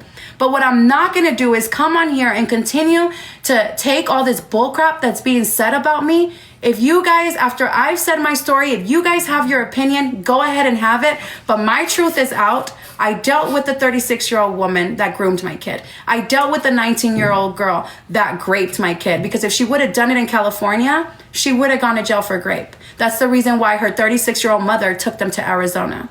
Is because they knew about the Romeo and Juliet story. She had it very calculated. Her motive was money. Her motive was never to protect Alan being abused, because that's a lie. Alan was never abused. Alan was a loved kid. Okay? When I tell you I would tuck him in every day, even at 16, I would tuck him in and do prayers with him and hug him and kiss him before going to sleep. He knows that. He was never abused. Not only that, if it was true, why are you gone for 2 years? If you really cared about your siblings, why hide for 2 years? Why not, as soon as you get away, why barely come out right now at 18? Now all of a sudden, for 2 years, you didn't give a damn that your siblings were still here freaking getting abused, supposedly. You didn't give a damn. You were hiding with your groomer and your girlfriend that you call now your fiance and you call now your mother-in-law. That's how much she has got a hold of you. Okay? Why hide for 2 years? Why not try to get the rest of your siblings help? Why just leave them? No, because that was never true. Because you know what it was? He knew he couldn't live life free. Here, I don't care if you were 16. I don't care. You can't afford a girlfriend. You can't afford one. What does MJ teach his boys? That if you have a girlfriend, you have to support them. You have to be able to provide for them. You have to be able to give them full attention, because now you can't do that at 16. So no, he couldn't have a girlfriend. If that's where I felt him, then fuck it, I felt him. No, he couldn't bring a girlfriend here. He couldn't do that. He knew that. He knew that he couldn't smoke here. He couldn't do drugs here. He knew he had to graduate. He hasn't graduated high school since he's been gone. He's got tattoos now. He didn't have not one tattoo before he left my house. He has tattoos now. He has piercings now in places that I would never let him get piercings. He knows that he couldn't do that here. He knew he had to leave. He knew he had to become a firefighter after graduating high school. I was going to push that. I was going to push that for my son, because I want what's best for my son. I don't give a fudge what he says, because I know he's going to say, oh, well, she broccolis all the time. Okay, but we want more for our kids. We want better for our kids. So who gives a fudge if I broccoli all day, every day? That I don't want you to do that. Who gives a fudge if I was pregnant young and I opened up my legs freaking young? I don't want you to go through the same mistake and the same struggles that I went through to keep you, because my mom told me to. That's why I got kicked out of the house, because my mom said, if you don't go to the clinic and get rid of him or her, you can't live in my house. Guess what I chose to do? I chose to leave my mom's house so that I can keep him. Because my mom gave me that option. My mom said, if you don't get rid of what's inside your stomach, you are getting out of my house. I left and I went with his donor, and that's where I started getting DV'd. And then my mom only let me back because I offered rent money. I said, Mom, if you turn the garage into a little studio, I'll pay you rent. I can't be here no more. Like, it starts off with pushing. It starts off with yelling in your face. That's how it starts off. And that's what I was going through when I got kicked out, because I decided to keep him in my stomach instead of going to the clinic like my mother told me to. Okay? My mother told me to not have him. And I decided to let go of my dream of going to freaking college to become a cop. I didn't even have to go to college to become a cop. All I had to do was go to the academy. And I decided to put my life on stop and on hold. And that's why I didn't want him to go through. So that's why I gave him the rules that I gave him. That's why I didn't want him freaking having sexual intercourse with women. That's why I didn't want him freaking having a girlfriend, because I know what it all comes with. That's why he had a curfew. That's why he couldn't go to parties. And he couldn't stay out, even though he was 16 and he felt like he could be out till midnight, until 1 a.m. No, you can't.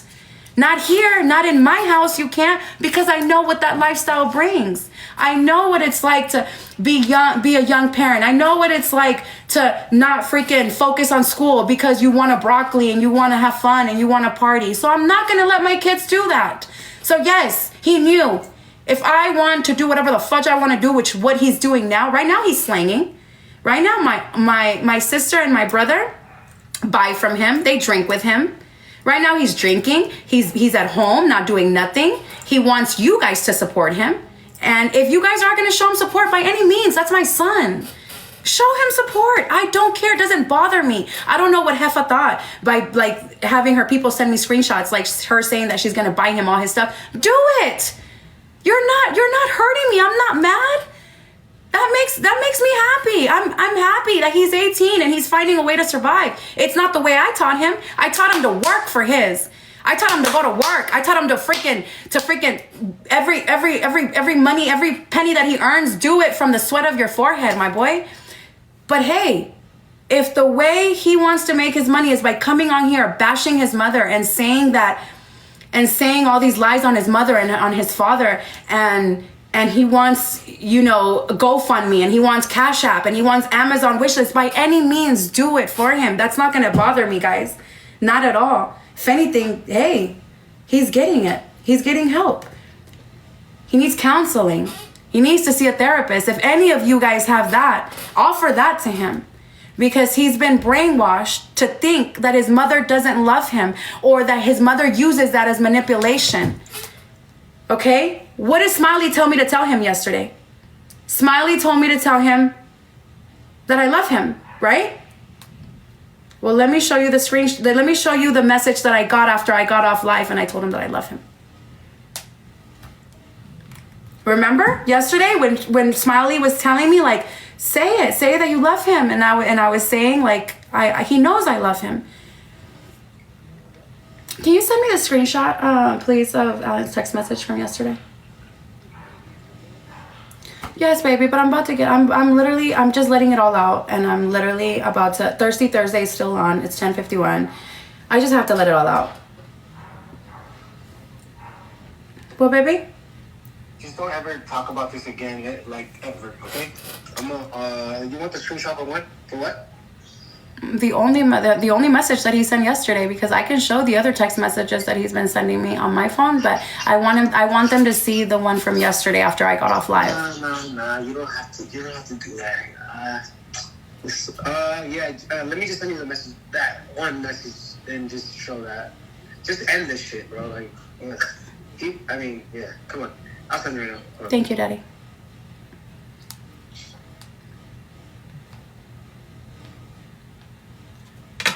I got a message yesterday from him. But you guys, MJ, he's not here. So let's show the messages of when I tell him I love him.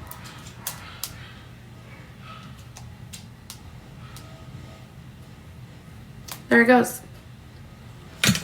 There it goes. This is not the one from last night. This is when he found out that I moved away from the home that he used to be able to, that he lived in before he ran away. Okay, so this is, the top one is him saying, nobody misses you, laughing my ass off, you disgust, peace, right? I'm freaking numb to all this crap. I'm no longer hurt, just so you guys know. I'm pissed at this point. Remember, the whole goal was to get away from you. We won. Who's we? Your groomer? And your rapist? 88 days, you're running out of time. I don't know what that meant. I don't know what those threats are. TikTok, oh yeah, and for your info, you sound funny thinking you know what you're talking about, laughing myself. You don't know nothing about me, and it will stay that way forever. Haha. Tell that. Slick is what they used to call MJ back in the day. And then I put, it's okay, I still love you. And this is what the groomer has them thinking. Oh, me too. Get the fuck on, you manipulator. That shit don't work on me no more. Keep crying about me, it makes me laugh.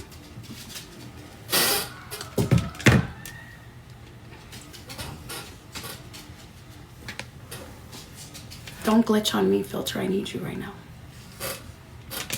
I need you right now, Filter. Thank you.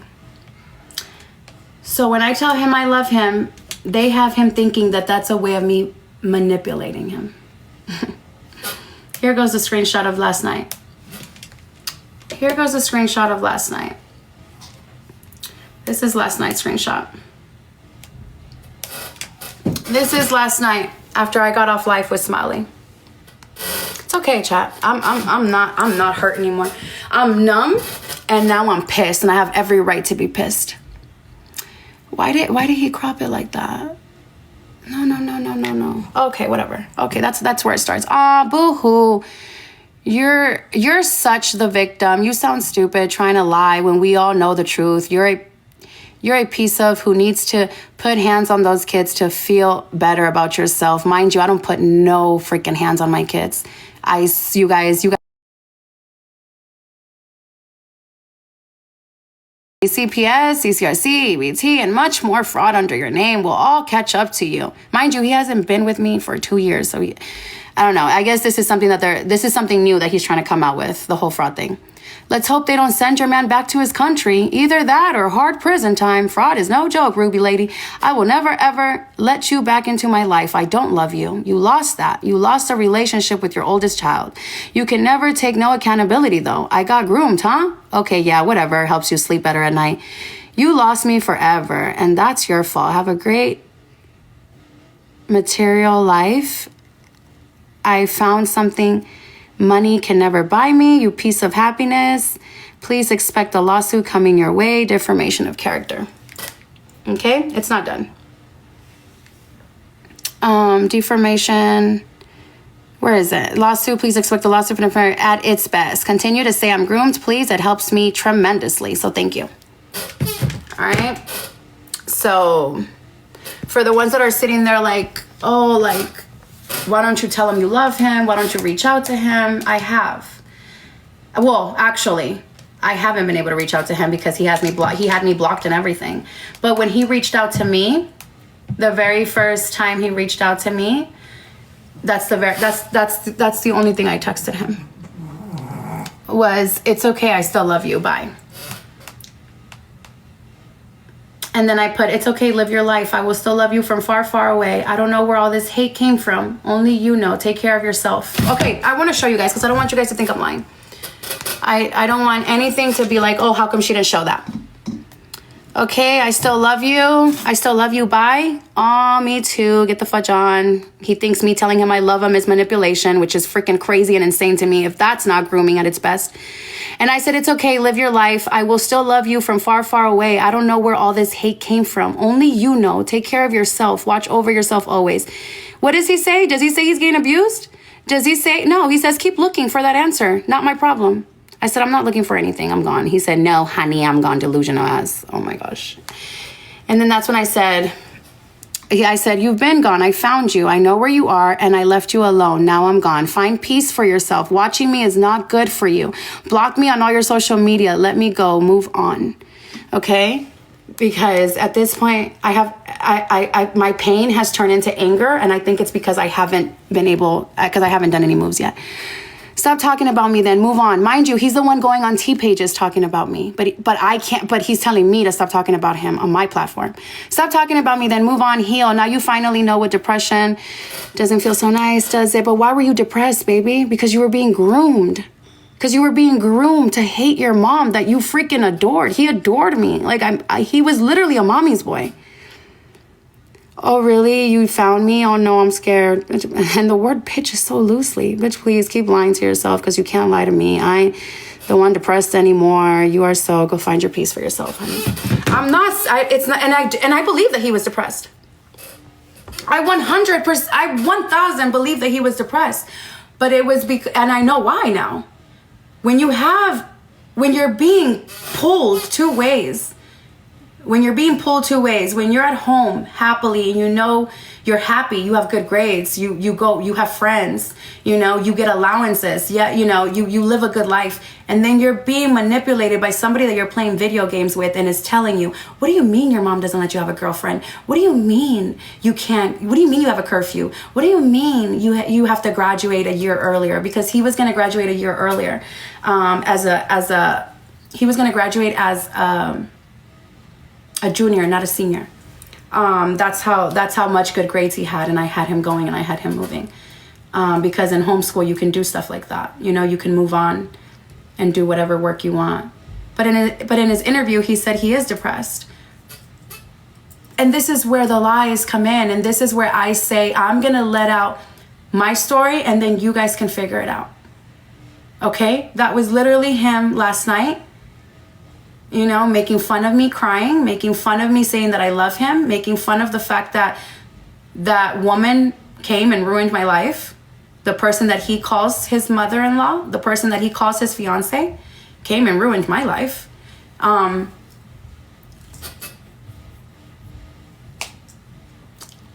that's that. Is there any questions? Is there something that I left out? Is there something that you guys feel like, you know what, actually, there's some things you guys texted me. Hold on. And for that girl, Kaylee, if you're going to be in here, stop trying to take away from the focus and what we're doing and what we're trying to do here. Don't just please, if you're here, you already did a lot, okay? By going and saying that you're going to support pedos and you're going to support groomers and you're going to support lies by saying that my son was right and that you're going to interview him. You already did that. Okay, so the fact that you're here now because because now you're seeing for yourself, because at least you don't look like the ruggy girl that did the freaking interview today. She looked straight rugged out. She looked like she has been hitting that pipe for her whole life. Okay, so now that at least you're putting some common sense together and you're here trying to hear it out, I just need you to please focus, okay? I don't know. This is MJ giving him his first chain. Let me. This is MJ. This is. Does he look like MJ treated him any different? Or does it look like he dressed his boys the same? Does it look like MJ had him all freaking dirty and with different type of clothes than his original one? Or does it look like he's very well taken care of? What? Where? He used to play sports. He used to, he used to play football. He used to play basketball. This is him traveling with his brothers and sisters, happy. This is him dressed exactly like his brothers and sisters. Maybe he didn't like it because maybe he was 16 and he got to a point where he was like, I don't want to dress like my little brothers, but hey, baby, I don't know. Where did I F up? I don't know, but this is him. MJ bought her a SeaWorld hoodie. MJ got him a SeaWorld hoodie. MJ never treated him any different. MJ loved him. MJ never told Leilani that he was his half son. Leilani found out that Alan was his half brother when Alan ran away. That's when Leilani and all the rest of my kids found out. None of my kids knew that he wasn't MJ's. Nobody knew.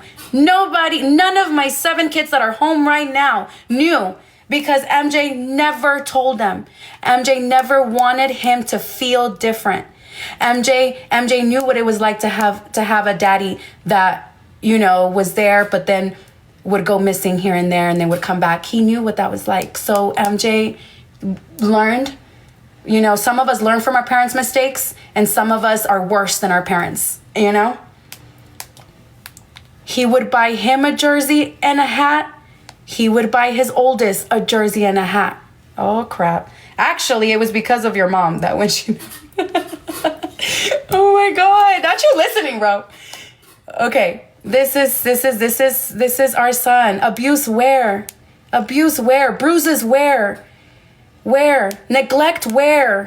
Neglect where? You guys know how much those shoes cost? And I know it's not about material, but you guys, yes, it is, because we work hard to give our kids the best. I could have put him in Walmart shoes, but I loved them so much, bro, that I go out of my way to get my kids the best that they can freaking have. This is him. This is him with, oh, is that a different Dolce & Gabbana shoes? Is that a different color? This is my sister that now supports the grapist and the groomer and buys broccoli off of him. This is my father. This is me. No filter, don't look too much. This is my brother that knows all the pain and all the bull crap that I'm going through.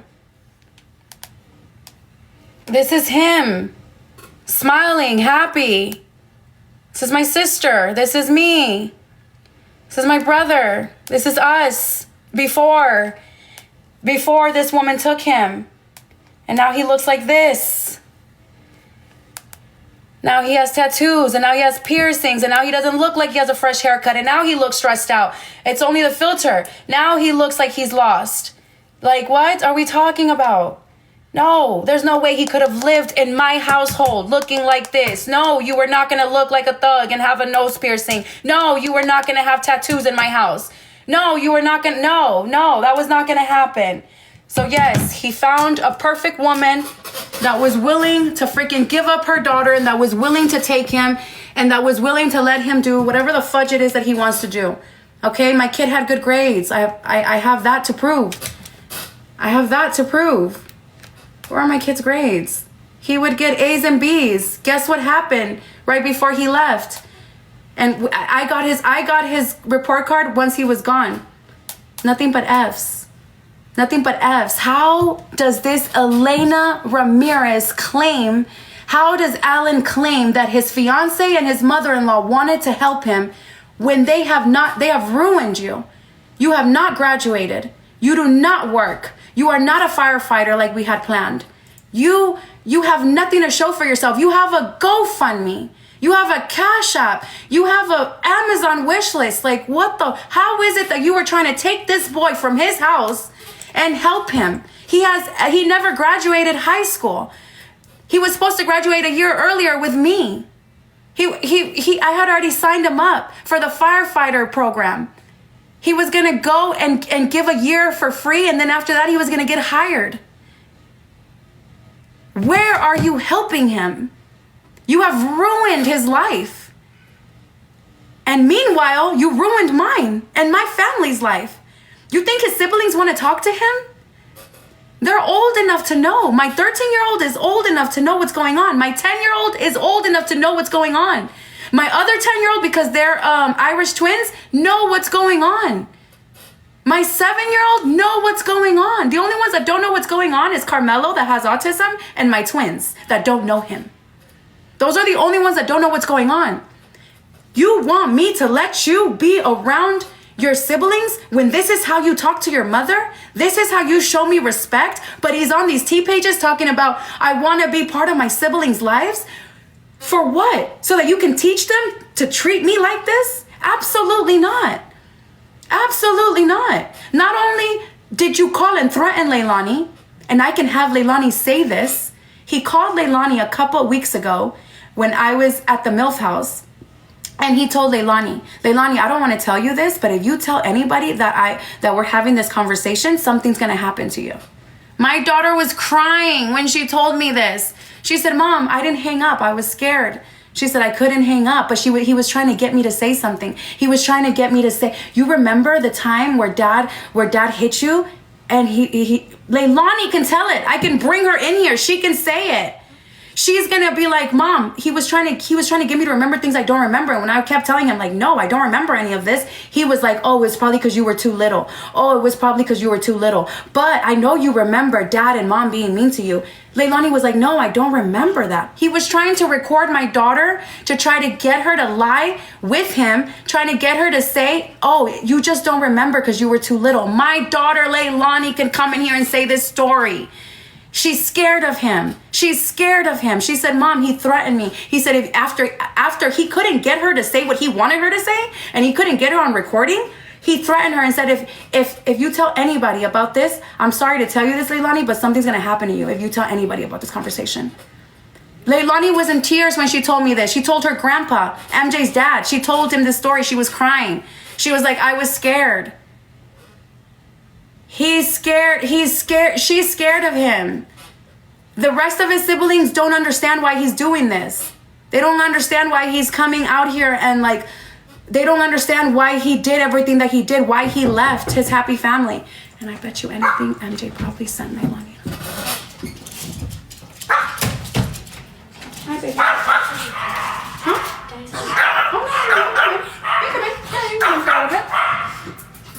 What time is it? Daddy has you up at 11. You want to say hi?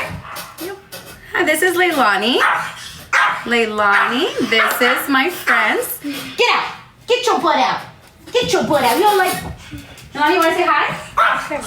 I'm pretty sure we've been talking about some things. But... Come on. Get your butt out. No, you're doing too much. Get out. No, get out. Go with... You guys... Sorry, baby. Did you hear me talking? Sorry. Did you hear me talking or no? No. You didn't hear what I was saying? So you just walked in here, huh? No, you can't come in here. You're being mean to Leilani. She does not like... Do you mind if I ask you something? No. I'm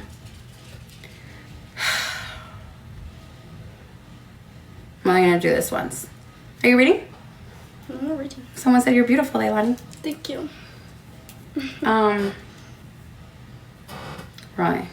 If you don't want to talk about it and you don't want to answer my questions, you can just say, hey, Mom, I don't feel comfortable answering. I just don't want anything to do with it, okay? Okay. Who called you blocked a couple weeks ago? Alan. Yeah? Mm-hmm. Do you kind of want to tell us how that went? Yeah. In your own words? You don't have to, baby. Yeah, okay. Yeah? Mm-hmm. Okay, so where was Mommy at? You were with Bree.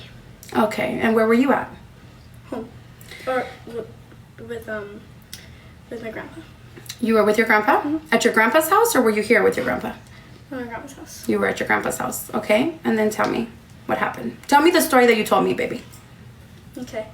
So, my little sister was crying, and then she didn't want to stop crying, so I gave her the phone. I put Baby Shark for her because she loves watching that. And then, Are they allowed to have phones? Are they allowed to be on the phones? No. Already breaking the rules at grandpa's house. Okay, go ahead. You don't read nothing, baby. Just tell me your story. Okay. Mm-hmm. And then I gave her it because she wouldn't stop crying. I was annoyed, so I just gave her the phone. And then about 7 minutes later, she gave me the phone. She was like, "Oh, someone's on the phone." Mm-hmm. I got it from her. It said 7 minutes of time, like they were talking for 7 minutes already. Mm-hmm. So I said hello, and then I heard that it was Alan. Mm-hmm. So then I ran to the bathroom because I didn't want nobody to hear and start getting worried. And then my other cousin, she came in the bathroom with me, and then I said hello, and then he was like, "Hello, is this Leilani?" Mm-hmm. And then I was quiet for a long time because I didn't know what to say. And I couldn't hang up because as soon as I heard it was him, I would have hung up, but I couldn't because it didn't give me the options. And then some way somehow you were telling me your phone didn't let you hang up, right? Mm-mm. Yeah. Uh-huh. And then he was what's it called? I said yes, this is Leilani. And then he said who's in the bathroom with you? And I was like nobody when my cousin was in the bathroom with me. I didn't want to get her involved. And then I'll say the part more. You can say you need to say whatever you feel comfortable that you told me. Okay. Okay. I can say it one? Yes, baby, you can say it. Of course. Look at there's any hearts. Okay, and then what's it called? I don't know what to call it. It's good. Okay. It's okay, baby. And then he said, hold on, Mom. You don't have to do it if you don't want to, okay? I'm only doing this for the supporters. I'm only doing this for people that are here for me, okay? Baby girl. You don't have to if you don't want to. You understand me? Okay? I know you're trying. I know you want to. Because we've had conversations. And I know you're hurt of everything that he's doing. Okay? But you do not have to say anything you do not want to say. You do not have to do anything you do not want to do, okay?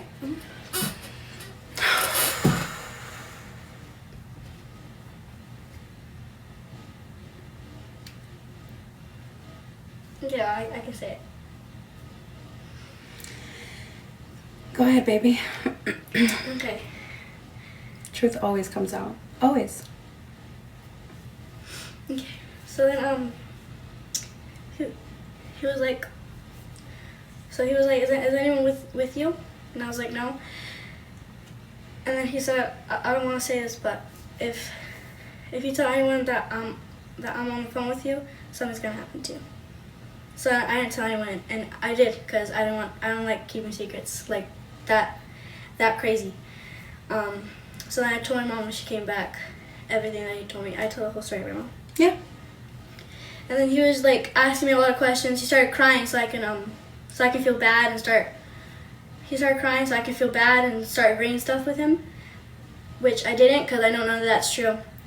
And then he was asking me like, oh, remember the times where I would get hit, and I would get woken up with the belt, and I was like, no, I don't remember that.